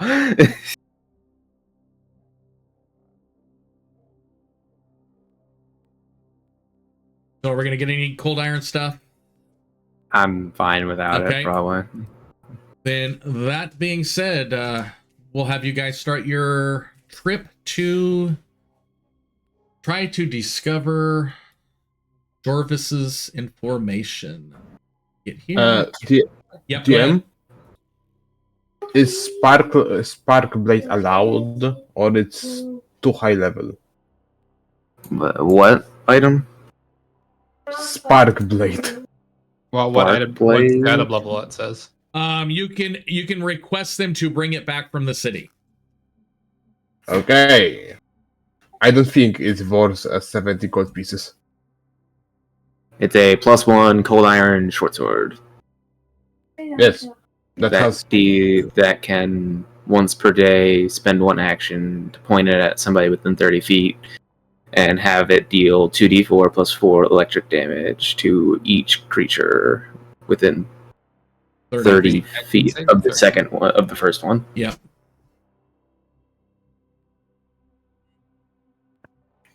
It's not Not bad. It's just, but if you already have a +1 weapon, okay. Because I'm searching for another weapon that is 100 and has reach. I mean, that doesn't have reach. Yeah. Shit. Not a lot of one-handed weapons have reach. There's a couple, but yeah. Let me. I'm gonna link something for you in chat in just a second. You want a melee weapon? No, like I am fine with everything. I'm just searching for something. Don't you have a whip for reach, or? Yeah, I have my scorpion whip, yes, but I'm just searching searching for anything like persona mass or anything like that. You know. Okay. And we want just to find something worth buying. I mean, the scorpion whip seems pretty serviceable for what you want. Yeah, but like in general, I'm searching for something. Like every is here like requesting personas. I'm searching for this kind of stuff, like magical. So the only weapon that's level 1 to 3 with reach that I see by doing a quick search is a boarding pike. oh, there's also the chain sword, but that's advanced. Yeah. Yeah. And of course, there's a scorpion whip that you already have. Yep. So, I think your scorpion whip is probably your best bet if you also want to be wielding a sword. Yeah, my Shamut blade. Okay. Prison ship. I'm going to card. DM, I have one question. Did you give me that chain that I was bounded in from the demon? The manacles. The manacles, yeah. I remember he wanted to loot the manacles. Yeah, I wanted to have them as like, memory line of okay, you getting chained up. Yeah. Where's your? Let me go here really quick. I see. So that's what Bowd's into. And There's Boud's I mean, character. I am a Don't knock a hobgoblin. good fish. No. Listen to me. I am a hobgoblin. I need that manacles to bind someone if they're not disciplined enough. Got it. So you're an S, Yeah. not an M. No, he wants to bind someone. He's the Yeah, that's what he said. Okay, so That- Yeah. that's not it, the is end. it is in your inventory. Question: are those manacles usable? Like if you knock Yeah, I think, but for you, I don't think we can. You can't use them in combat like he did. And I know, but like after combat, we Not can just easily. use them. Yeah. also technically to be the B. Handcuffs followed or bondage. I mean, if Anyway. if you want Anyway. to keep up someone, we can use them. Yes, so we have something to restrain people if we need to. Yes. All right. We head towards those the are last those- known location. So those are not abomination manacles. Good to know. Yeah, and did we decide on the code iron? Sorry, my Discord had. I decided I don't really need it. I haven't needed it. Okay, well, fair, completely fair. I think I am gonna grab. DR, never heard of her. I think I am gonna grab the cold iron and put them on my weapons. The Blanche or the actual. The chunks. Everything I really want is rank 4, so I'm not really super Yeah. excited to think level 3. So I'm willing to wait. So I'm happy. Yeah, Okay. I'm going to buy some holy hand water grenades. Okay, so The cold whole- iron chunks, you would have to spend some time to actually incorporate those into your weapon. Mm-hmm. If you have the spell for telekinetic whatever, you could use the cold iron chunks for that. Oh, I do have that. How much are those? They're 10 gold, but you get them back. Oh, spike. Oh yeah, that's for needle darts, not for telekinetic Yeah, I projectile. mean for needle darts. You Yeah, could also use I it use- for telekinetic, but you could pick them up just like an arrow after you were done. Yeah, sure. How much was it? They're 10 gold a piece. Oh, Spike, if you are ordering some cold iron, can you order one in my name? Do you want a Blanche? Okay, so the chunks you couldn't put on your weapon yet because we would need time. Yeah, you would. No. I have needle darts. I can use them. I mean, Consume the. no, needle darts don't consume the item. Yeah, needle Okay. darts do not consume. Okay. Yeah, they consume, but then give back, so I lose nothing. I mean, I can, but why can't you? Are you unable to purchase things? No, I have an ability, but I forgot. While you're about- there. Exactly. While you're standing in front of me. Yeah. He's doing like the wife thing. Like, I'm going. while you're out buying things. No, I'm not your I- LeFou. There It's more like this. There are 2 cold iron chunks, and I will put 2 holy waters in there really quick because he wanted holy water. Yeah, I wanted holy water. Yeah, I'll take one of the chunks. I'll So there are 2 holy waters in there also. So Bood, open up the party stash and grab the holy water and the cold iron chunks that's sitting in there. Drag him onto your sheet. Anybody guys, want one of the Blanches? Nah, I'm good. Okay. guys, don't forget about 100 wraps of mighty blows in the stash. Yeah, that's for Euro. Yeah, he's just reminded you to take him. Okay. Now I think we're ready to move on. Yep. God willing. Shopping. The shopping part is always the hardest. It seems. Yeah, shopping list. We need one of those, 2 of those. No, we need 3 of those. No. I think we need to save until we can get the strikers. What I need is a guarantee that we will live to that point. And guarantee, I don't have that guarantee. I need Well, sorry, we need holy fire. And I don't know. I think my axe is better. Historically, it has been. Yeah. Yeah. Historically, it has not been proven to be ineffective yet. I mean, I love that. I'm not your LeFou. Yeah. I'm I mean, Garrett. Yeah. I mean, Garik, you are such paladin. You smited down that demon. You need smite when you just got pure muscle. Okay, so we're gonna go ahead and begin.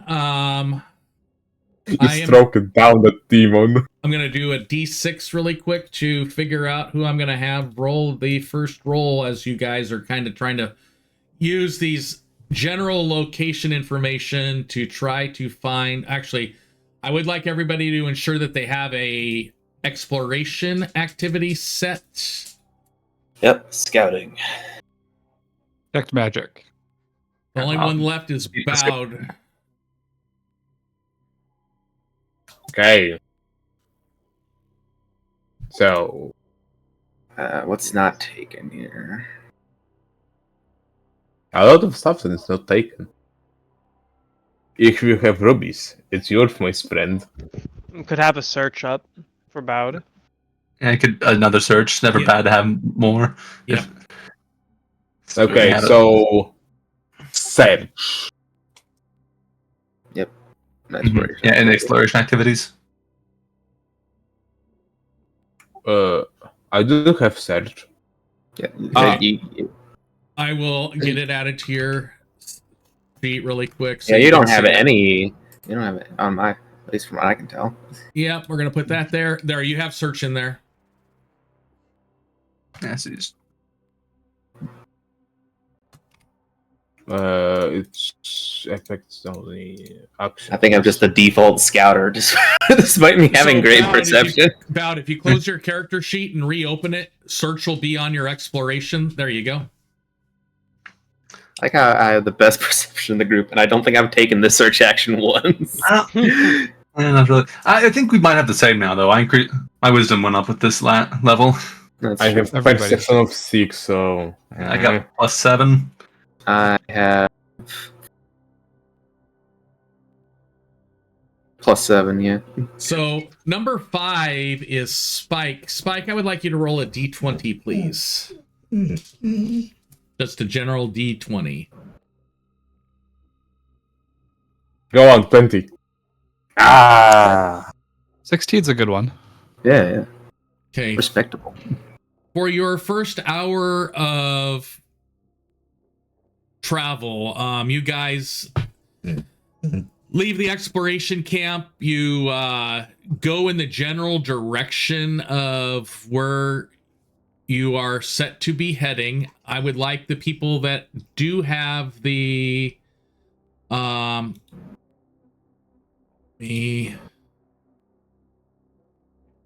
search action to do a seek basic action macro for me. Okay.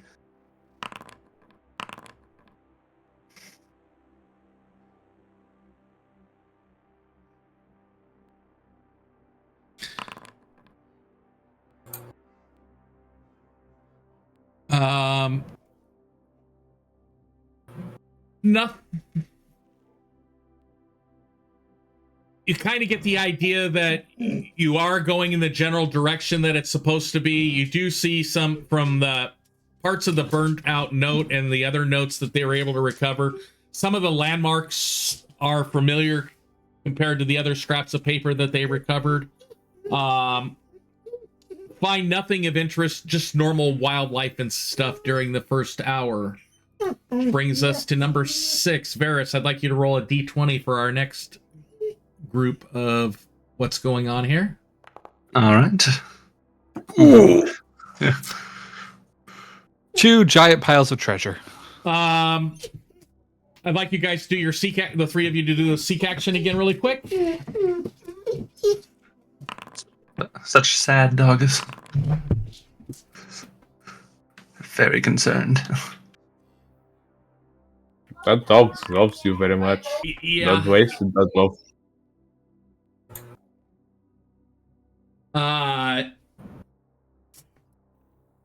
As you start heading higher and higher in the mountains, the trees start to, even though the weather in the Outcast Isles is pretty temperate year-round, you start to get into some trees that have lost all of their leaves. They're threadbare, they're worn. Let me close this. I had your picture. Let me find your picture again. Something seems out of place with the way the trees are. I'm gonna bring you over on this side really quick. It just feels off. And with it feeling off, Bowed, you are able to sense that, hey, something's wrong up ahead. It just, yeah, you sense something's wrong up ahead. You stop the party, and I'm gonna give you guys, instead of you guys being surprised by what's happening because of Bowd's roll, Surprised. you're not gonna be surprised. I'm gonna move you on the thing. I'm gonna activate something really quick. Yeah, we are not going to be surprised. We are going to be suppressed. Where is the enemy fire? So Come down here. So we're going to use the picture of the description of what you guys see. Oh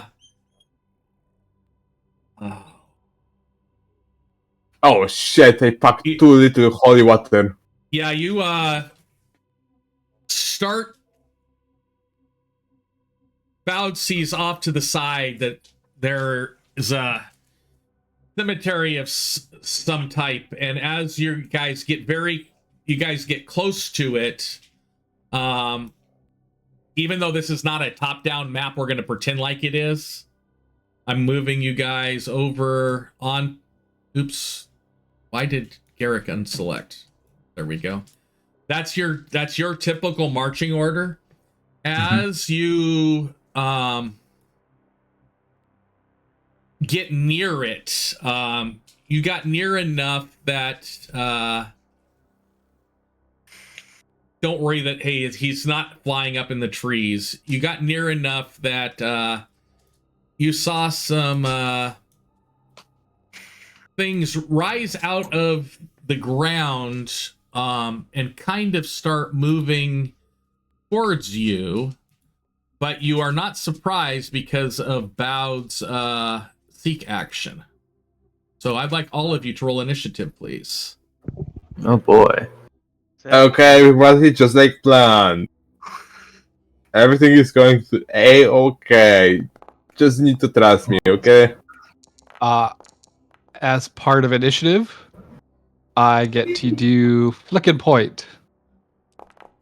I draw my wand. Honestly, I think it's fine for me to go late. And can use my dueling wand ability. Oh shit! Cast. Yay, that 20. I went deep and fast into this one. Nice. Flick and swish. Yes, I draw it. Flick and point.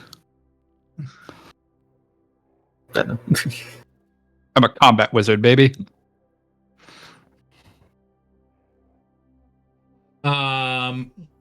Before Bowd goes, let me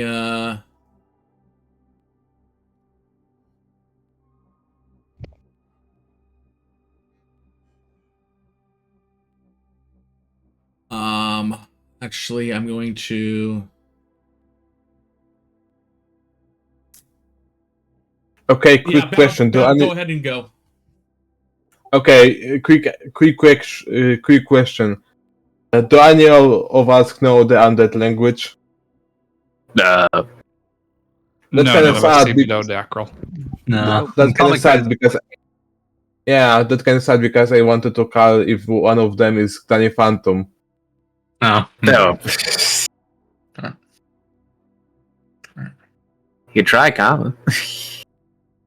I don't know, they don't seem the talking sorts. No. Okay, so I move my speed up to the first one. Oh, You you're in into it. them. Oh, There you go. okay, I'm into here.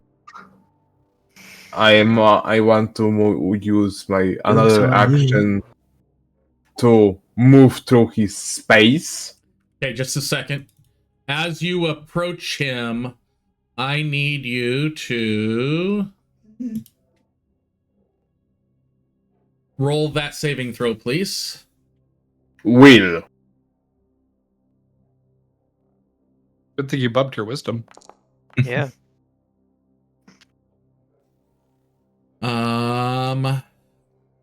You That are could have been a crit failure. frightened 2. Might be worth Can might be worth okay, the hero yeah. pointing that. Yeah, I just wanted to do it. Can I hero point this shit? Yeah, go ahead and right click that that 13 that's on there.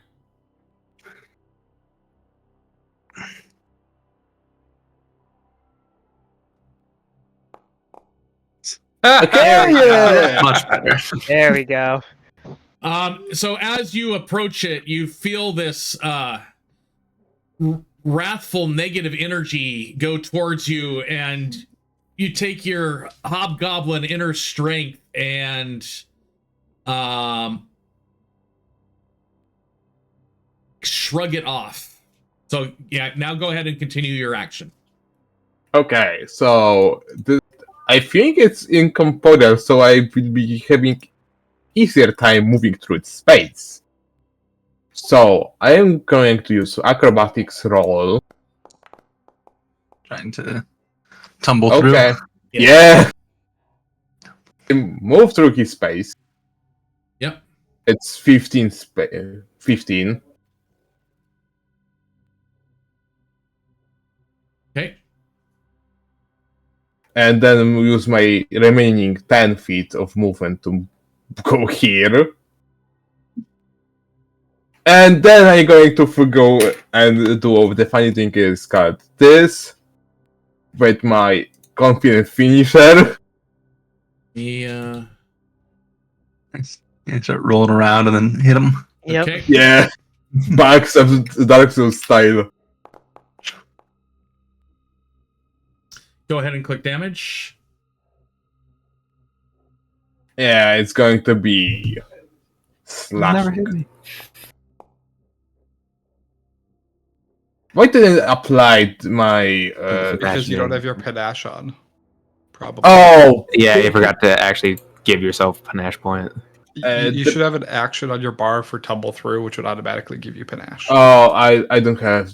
I didn't click it from the actions, so that's why maybe. Can you then count the additional 2d6, or do I need to roll 2d6? Just roll 2d6 from the bottom.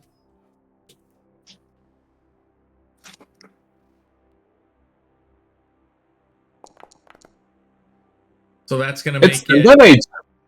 10.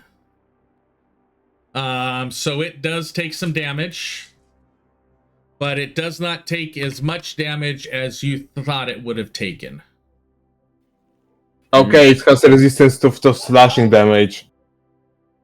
Also, what time of day is it right now? Are we actually in like a spooky dark graveyard at night? It's daytime. It's morning, but it's darker than it should be. It's not full daylight, but there is some daylight here.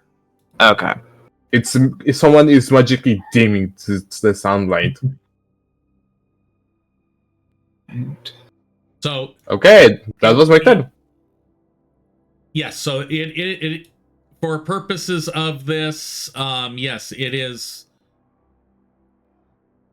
It is daylight out. All right. And that does make a difference. Yeah, I was just asking. Well, that's why there's 4 of them instead of the 2 of them that I had set up for nighttime. Gotcha. So that would be Bowd's turn. We're just gonna go. Oh, I gotta click next turn. That the one that attacked Bowd, it's his turn. Let's see. It's gonna kind of drift towards Bowd a little bit. We're gonna go shift, shift, shift, shift, shift, shift. It is going to do its.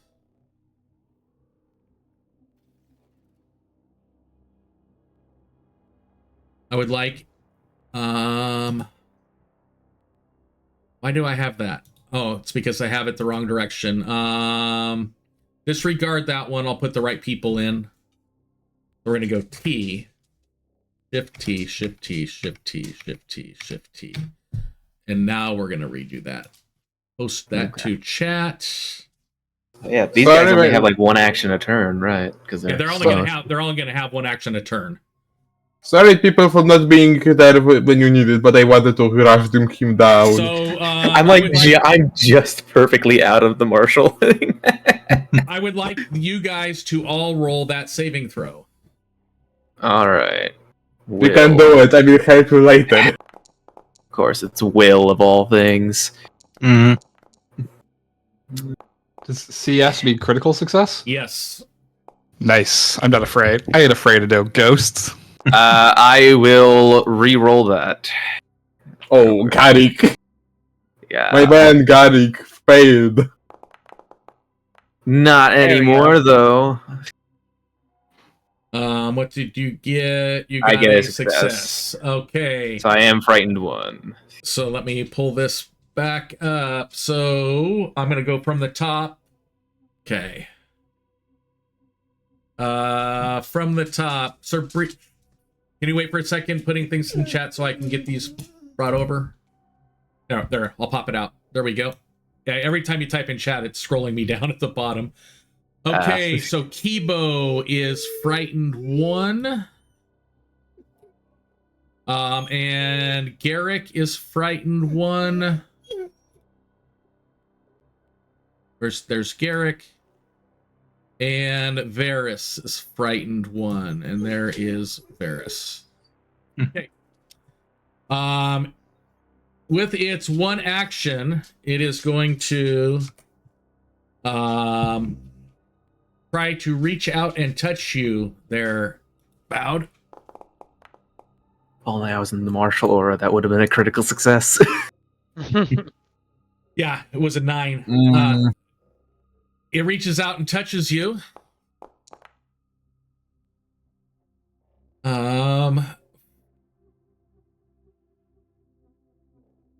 It just feels like a cold washes through you as it reaches out and touches you.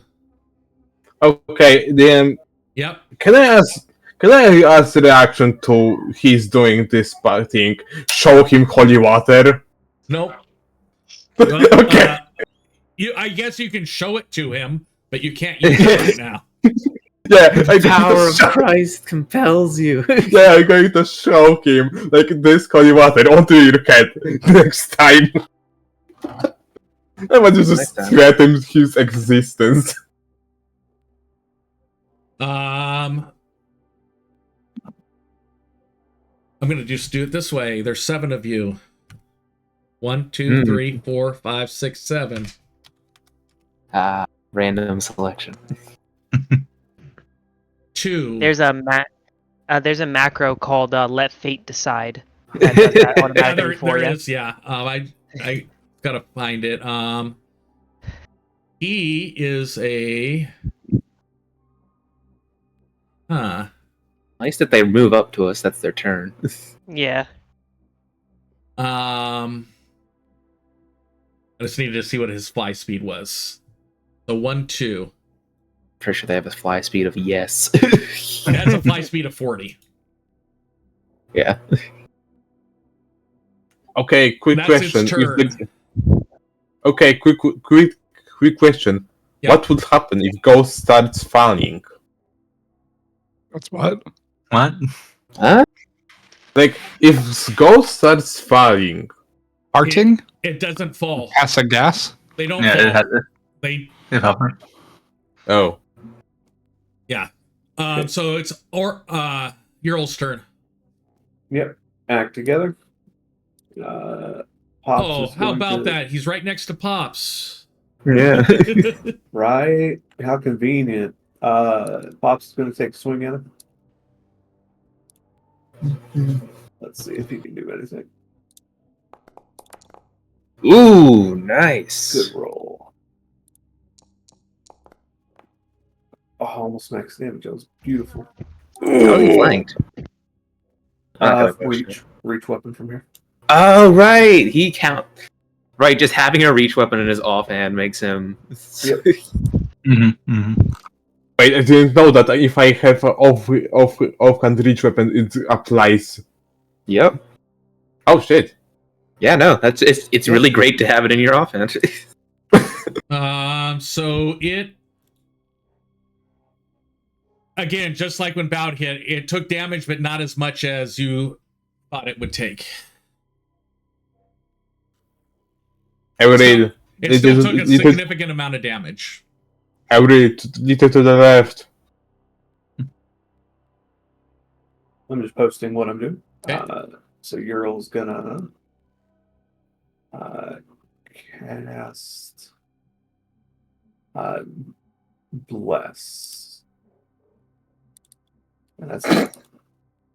You and your allies. Nice. Sick. Yep. I am not in the aura. You just barely missed Bout and Varys, but you got the rest of your party. Well, they can always move into the emanation. That's later. correct. Yeah. And I'm not too worried about it. I should hopefully not be making an attack roll. Yeah. Spike. Well, I'm going to step.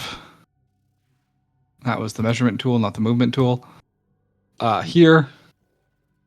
And then I am going to cast Runic Weapon on Garrick. Okay. Good old reliable, I see. Yeah.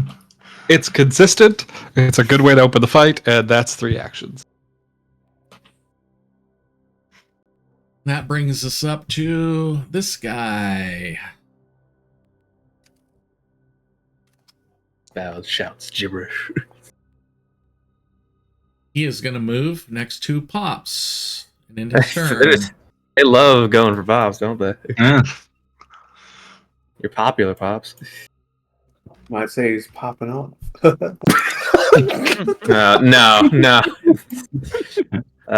Booted from the party. Gone. Well, it's ban him.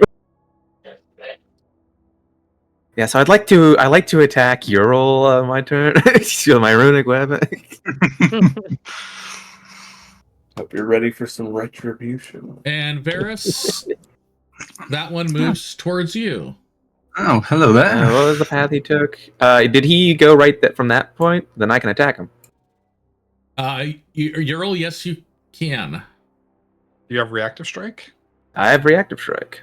Nice. I'm a fighter. Of course I have reactive Oh, strike. I heard Ural. Ural, I don't know. No, Ural would be the only one that would be able to attack him. Oh, I thought he moved through. He's still in your attack range. No, he's not. I don't have reach. When I came from here, he was right here. He went control. He went there. Mm-hmm. There. It says he's avoided you. moving across. Yeah, it does say you step on that space. Yeah. Okay, so go ahead. Yeah, Target showing him. him step there. Okay. All right. Swinging. Let's see. Hit that crit and stop him in his tracks. Yes, it said. Oh, I should have just looked at my chat because it said Garrett could use reactive strike. So go ahead. Yeah. Garrett. All right. Let's see. Swing. Swing and a miss. Yeah. All right. Ouch. Hey. Ooh. Well, it'll hit at least. Oh, you hit. Hey. Yeah. Yes. It is clumsy. You hit because of the bless.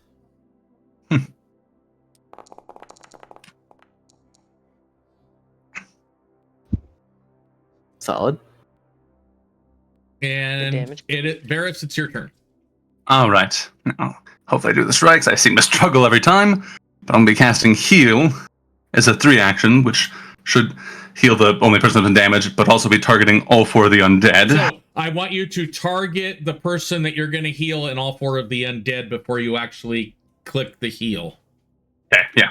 So, yeah, and that will be it. And so, Shift T, Shift T, Shift T, Shift T, Shift T. And... all right, and now the buttons I hit, like, heal versus undead, or, actually, do the heal with the asterisk that says the 3 action. You're doing the 3 action one, so click the 3 action one. Yeah. And now another thing pops up. So place 30-foot emanation. Yeah, I'm that. And I am going to go ahead and click roll damage / healing. Okay. Ooh. Wow. Oh. God. So you can't hero points and not D20s. So I am going to roll my saving throws.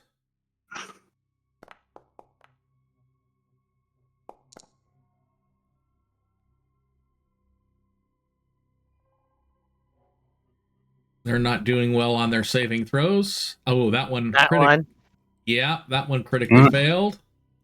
That massive critical damage of 4. They are they might have definitely weakness. not doing good on their saving throws. Well, that's something at least. I am going to click heal for bowed, and then I am going to click damage, double, damage, and damage. And I am using my blood magic propelling sorcery. Allows me to step as a free action. So I will step away from it. Okay. And that is my turn. Garrick, with your Alrighty. runic weapon. Yep, a good old-fashioned runic weapon. Let me see. Okay, just... Go on, Garrick. Alright, Smash them well, with I'm going to carrots. first whip out a new trick, and I'm going to rage. Okay. And then I will vicious swing at the specter in front of me. You saw an enemy that didn't go down in a single hit, and that just made you real upset. Yeah, you know, too much. How dare Does you? Garrett seem angry at anyone?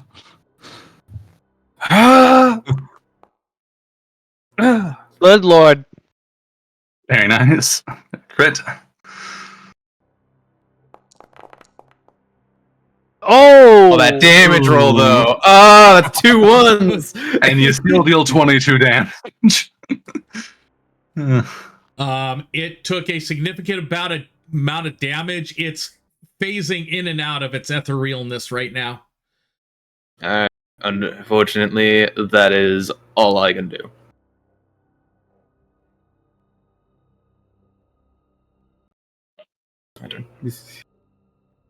That brings us to Kibo. Alright, Kibo is going to look towards the one running after Varus and take a spell strike. We are going to go with Ignition.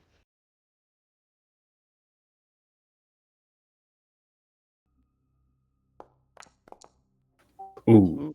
We will hero point that. I think I might just only just noticed, but the icon that says miss, that looks like the XCOM It does. thing. Yeah. Okay. That's why I was having PTSD flashbacks. Okay. Yeah. You heroed and hit. I have to re-roll. I have to roll the ignition damage as well.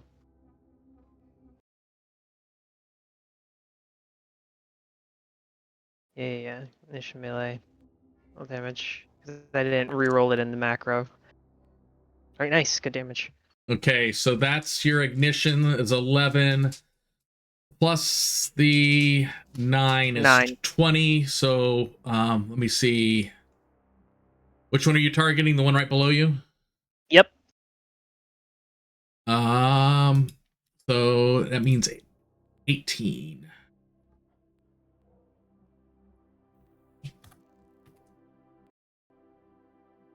It is no longer there.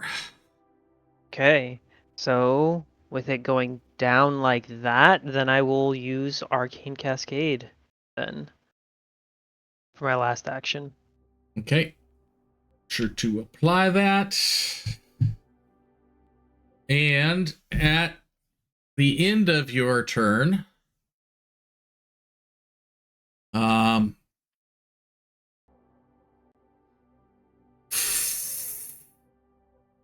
fog starts to come in the general area. That's a mite ominous.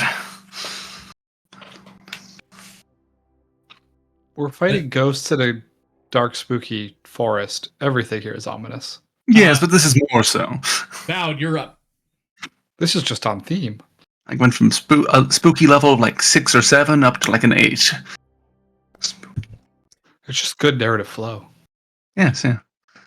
Escalation of spookiness. I moved to his space, so it cost me 15 movement speed, so I have still 10.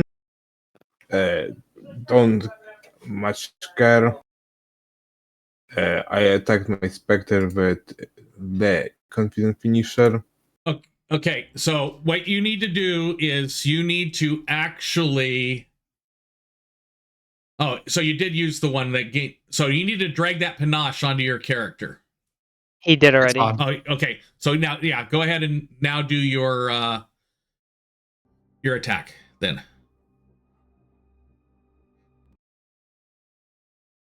I hope it will crit.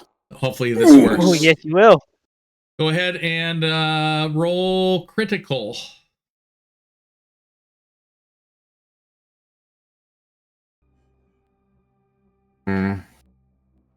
Nice. Good damage too. Mm-hmm. Yeah. It is phasing in and out of its etherealness right now. Yeah, I'm going to hit him again. Okay. I have 10 movement speed left. Well, you used another no, action, so that would take a your whole movement's brand new gone. action. Yep. You can't mix and match movement in. Oh, okay. Okay. Yep. That's a 5th edition. That's a D&D thing. 5th edition. And Lancer things, yeah. I'm going to hit the top one again. This time with piercing.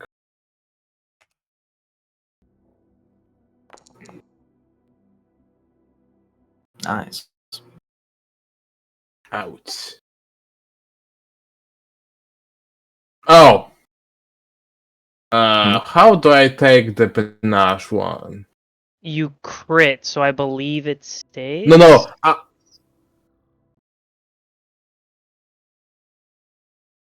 I think you got your panache back. No. Yeah, yeah, his finisher is checked on his. So if you open up your character sheet in the actions, it's got finisher already marked off for you. So it will use your finisher when you use that damage roll. Yeah, but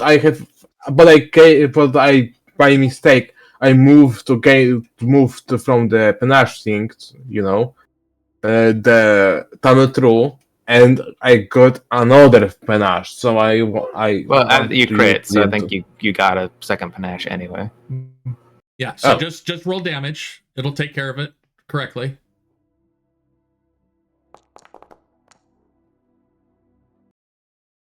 Yep.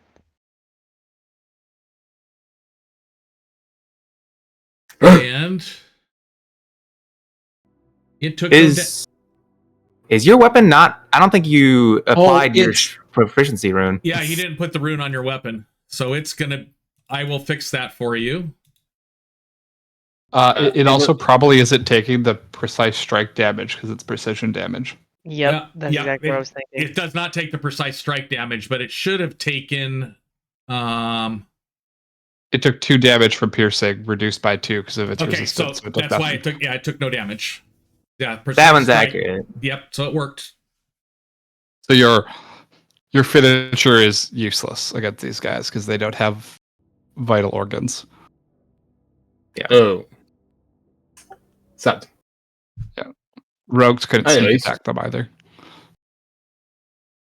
Which is funny.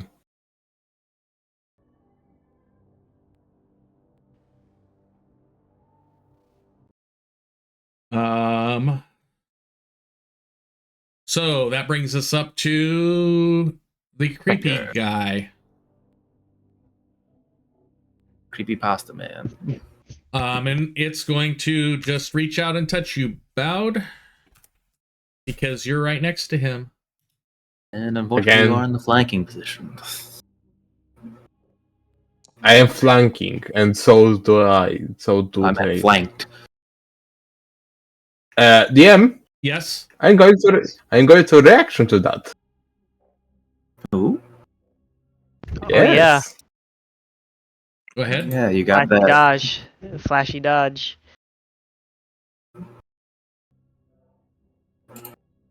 Ta-da! And it would miss you, so you're going to gain panache. Hell yeah. Yeah. The flanking is what would have caused it to hit you. Yeah, I get it. Yep. But so now I Luckily, flank, you're too cool for that. yeah, you are too Yeah. cool. So and I am now pinning and I'm going granting to, off guard to 3 specters. I am in such good position. and I put the panache back on you, so it'll be there Thank till the you. end of your turn. That brings you. us up to next creepy crawly. And it honed in on Pops when it rolled its random. I'm gonna target you, dude, and it's gonna reach out and try to touch Pops. And Ghost on ghost violence. yes, it's a ghost on ghost fight, and he misses. That's his only turn. Okay. We're going to be acting together again, as always. Pops is going to strike at the guy who just tried to, or this guy, I guess. Soften them up for you.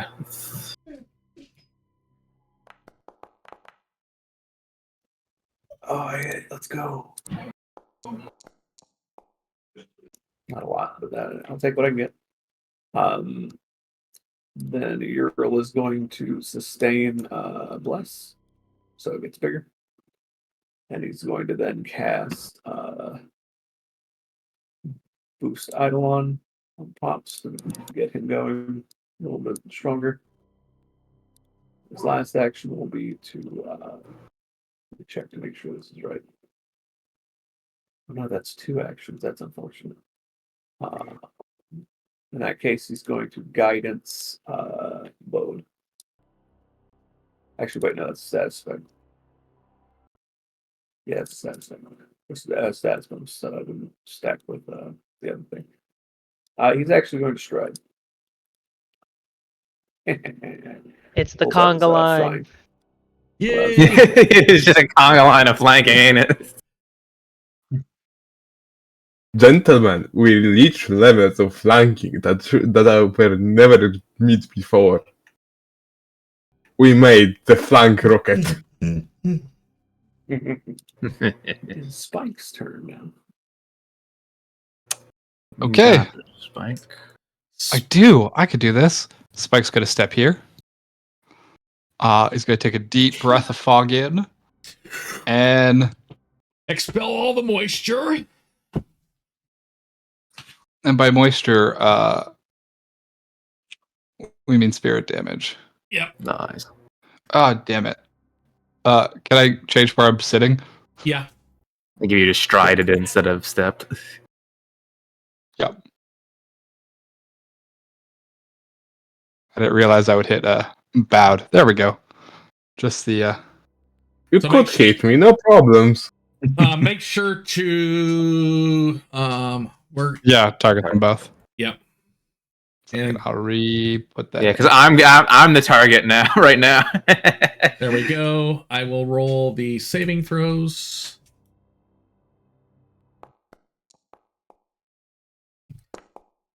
Still pass.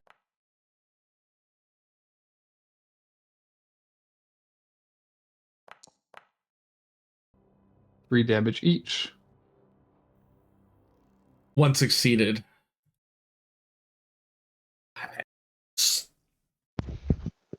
Hold on, it's spirit damage. Oh, because those are the ghosts. That's why they're It was worth. And I cannot use it again for 2 rounds. That was not damage. Right. That was just the recharge. Yep. That's my turn. Okay. This creepy crawly again. Sir Pops gonna reach out ghost on ghost. ghosty hug. Hits you.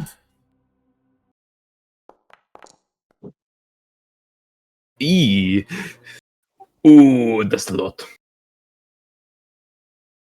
For some damage, bringing us up to Varus. All right. Well, I'm just going to say with cantrips from here on out since it's almost dead. I'll try. That one's one of the closest. Yeah. So I'm just going to cast Divine Lance.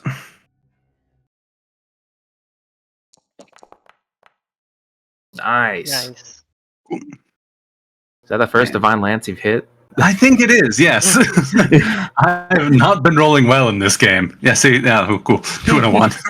Yeah, there you go. Yeah, no damage. So Okay. no damage.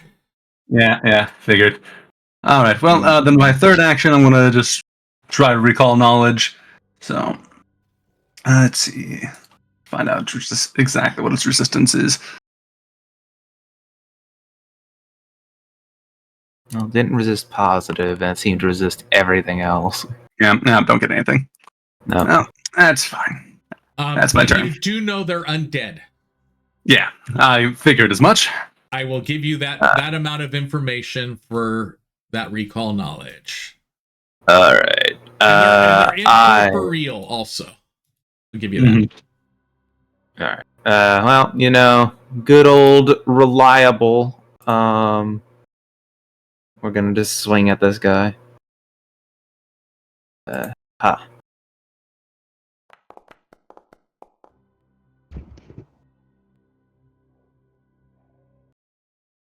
Damage. Yep. There we go. There's my damage rolls. All right, and then You destroyed one of them? yep. Then I shall. No, I didn't mean to target you. I'm coming for you, Spike. No! Then I shall simply. It's okay, I deserve this. No, you don't. I will move. Let's see. How do I want to do this? Know how great you're making Garrett look. True. Exactly. I can take a hit from these guys. I'll move over to here, and then I shall lunge at this specter. Okay. So minus 10. Oh, I should have added sweep. Fuck. I don't think a +1 would have saved that. So No, a +1 would not have saved that. yeah. You know what? I have hero points. Yeah. I haven't been using them, so might as well. Oop. Why did it roll? It's And I don't think a +1 would say it. Oh, okay. What? It's destroyed. Oh no, you just re-rolled it. No, I did. I shouldn't. I don't know why it rolled damage. +1 would have made it hit. So go ahead and roll damage. Okay. Nice. Oh, that damage roll. Oh, that's 11 and bad. 10. Better than Now your it's Richard Swing. destroyed. And that's my turn. As I just cleave through one of them, walk through its space, and then temporarily my axe, I grab, like, I sort of extend it by grabbing only, like, the bit, like, the... God damn it, I'm like, End of yeah, the just handle. the bottom of the axe, just so I can reach it, swing around bowed. Just slap it. That's my turn. You could tell me that I need to duck. Hebo. You were fine. All right, Kibo is going to move over here. I will Target lose my one. head. Over you. And I'm gonna go with a dual pattern strike. So we'll take 2 strikes. All right, first one's a crit. Nice. Not great damage, but we'll take it. And we will hero point the second one. And miss anyway, so that's fine. Okay, so makes it easier for me. It is still alive. It's still thick incorporealness. You definitely can see where it's at. Okay. And then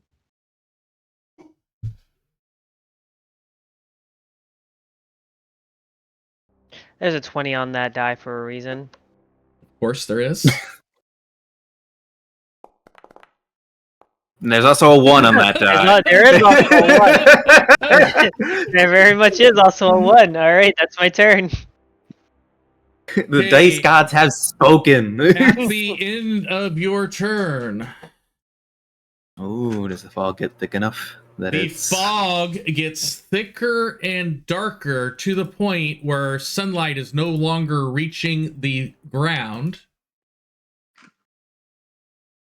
And you see the figure in front of you get thicker and thicker and thicker, like it's getting stronger and stronger and stronger. That brings us up to you, Bowed. Oh crap, they cast Megamorph. Now on my watch. Need a damage.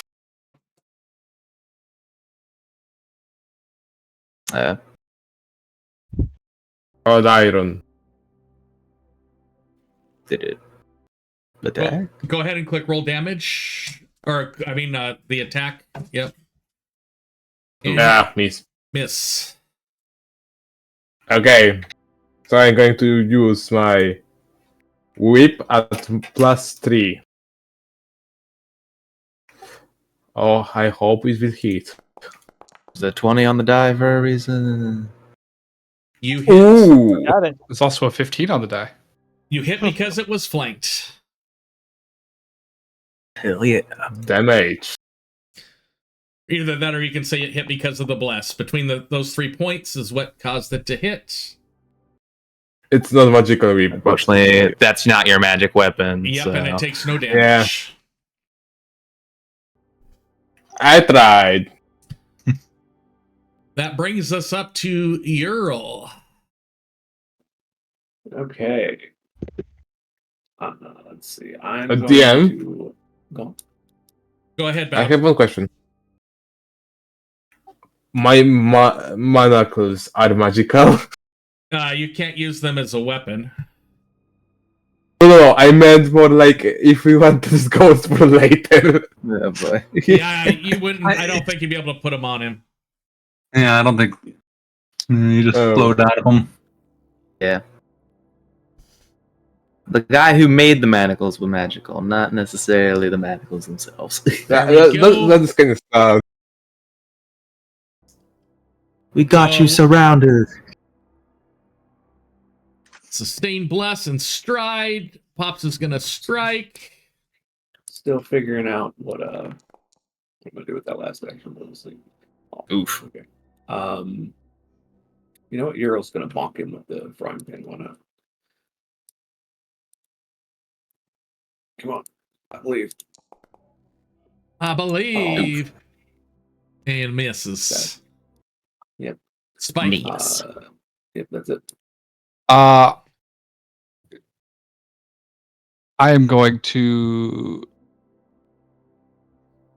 be awesome. I would hope so. Oh, I don't know why it says I'm sustaining my telekinetic hand, because I am not. That was cast. That was yesterday. cast ages ago. But I am going to cast Force Barrage. Hey. With 3 actions. You look on your effects.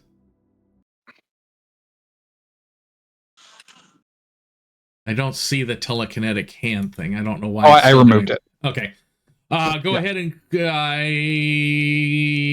roll damage. Damage is there. Yeah, there's no 2-hit or anything else. It just boom. Definitely hits it for full damage. Force damage. It's consistent. It's not a lot, but it's consistent. Let's see. Who's taking a swing at this guy? Pops did. Arl did. Kibo I actually did. haven't. Garrick has not. Yeah, I have. A little further but he away. did see me destroy 2 of his companions. Yep. One is Garrick, and then I'm clockwise from there. Okay. Oh my god, Pops, why? This guy really likes Pops. Yeah, it is. Really he doesn't gets to like take Pops. more than one action this time.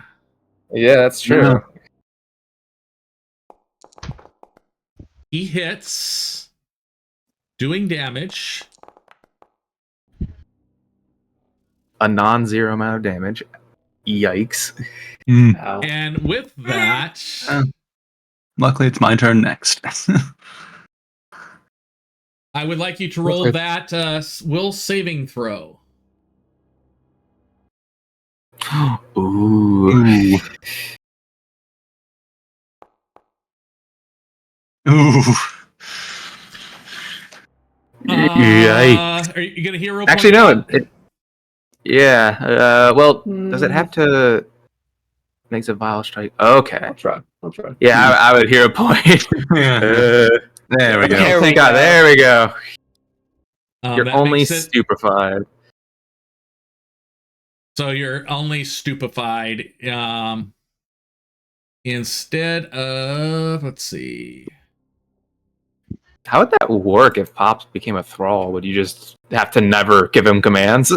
Yeah, if I choose not to give him actions and de-manifest him, he'd basically be taken. You'd probably have to de-manifest him. Otherwise, I would take at least one action for Pops every round.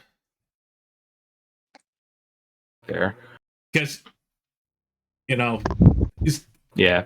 I would, take one action from him, and that would be the end of his turn. He tried to control Then Pops. Then you could, act together. Don't Does he give get a- actions. Does he get a third action for anything, or was that 3 actions? That was 3 actions for him. Yeah, Attack and interrupt. Perception was 2.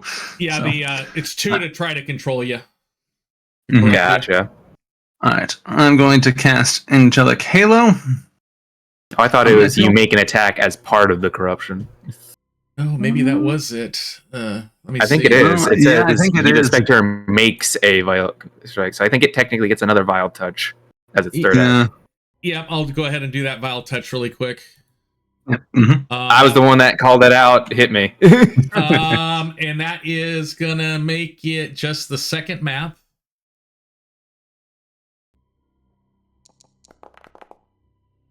Oh, As it reaches out, I and think- touches. Yeah, which I think makes Ural go down. You guys all see Ural and Sir. Oh, did it go? Yes, you see Ural and Sir Breachmane go unconscious. Okay, just unconscious. They don't have insta kill.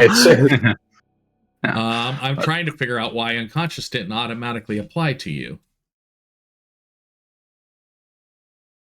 maybe And because See, it this is- sent him to 0 from Pops and not It from him. may be because it sent him to 0 from Pops. Yeah. Yeah. Probably. Okay, you are unconscious, and Varys, you're up.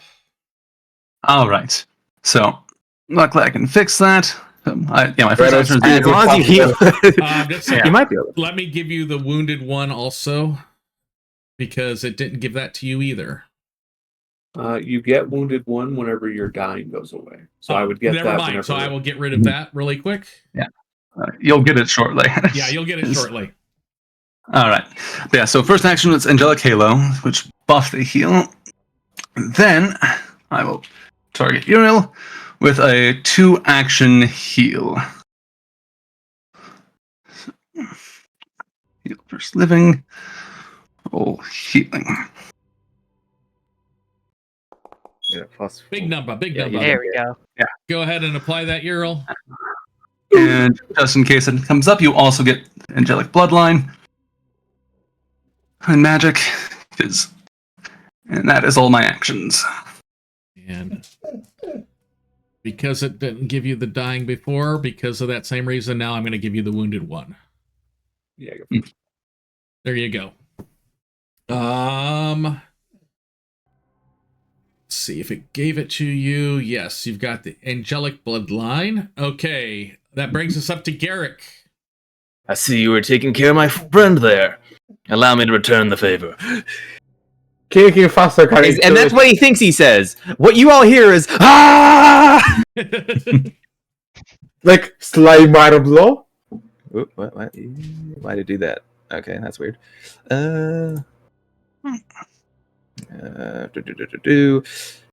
Yeah. Do like Garrick has new language that we need to learn? Yeah, you gotta learn Raging Garrick. Garrick hit. Good damage, good damage. And then I'm swinging. Oh, I did not it. I'm swinging again anyway. I'm swinging at the vapors. And of course I miss. They're vapors. I loot the bodies. There What are bodies? no bodies to loot. But I would I like loot the gases. I would like all of you to roll a seek. All right.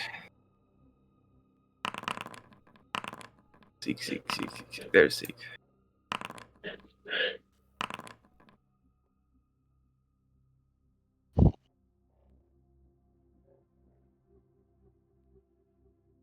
Tebow, Yes. on the ground next to where one of those creatures came out of, you found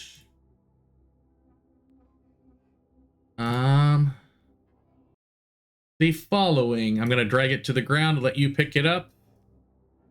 Okay.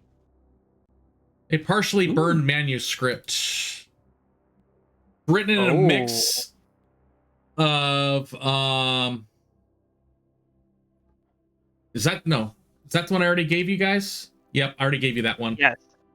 You found a set of torn papers. It's old and smudged with dried blood, written in frantic handwriting. I hear the chains rattling at night. The others say it is the wind, but I know better. The ones below scrape at the stone, testing the walls of their tomb. Jorvis spoke of a ritual, something that could reinforce the bindings, but he will not share the final passage. He says, I do not understand the price. I do not care for the price. I only care for the door to remain closed. If you find this, know that I fought, know that we tried, but it was not enough. And with that, we are going to end today's session as you guys are trying to seek Jorvis's last whereabouts, where you have a clue that you're at least heading in the right direction. All right.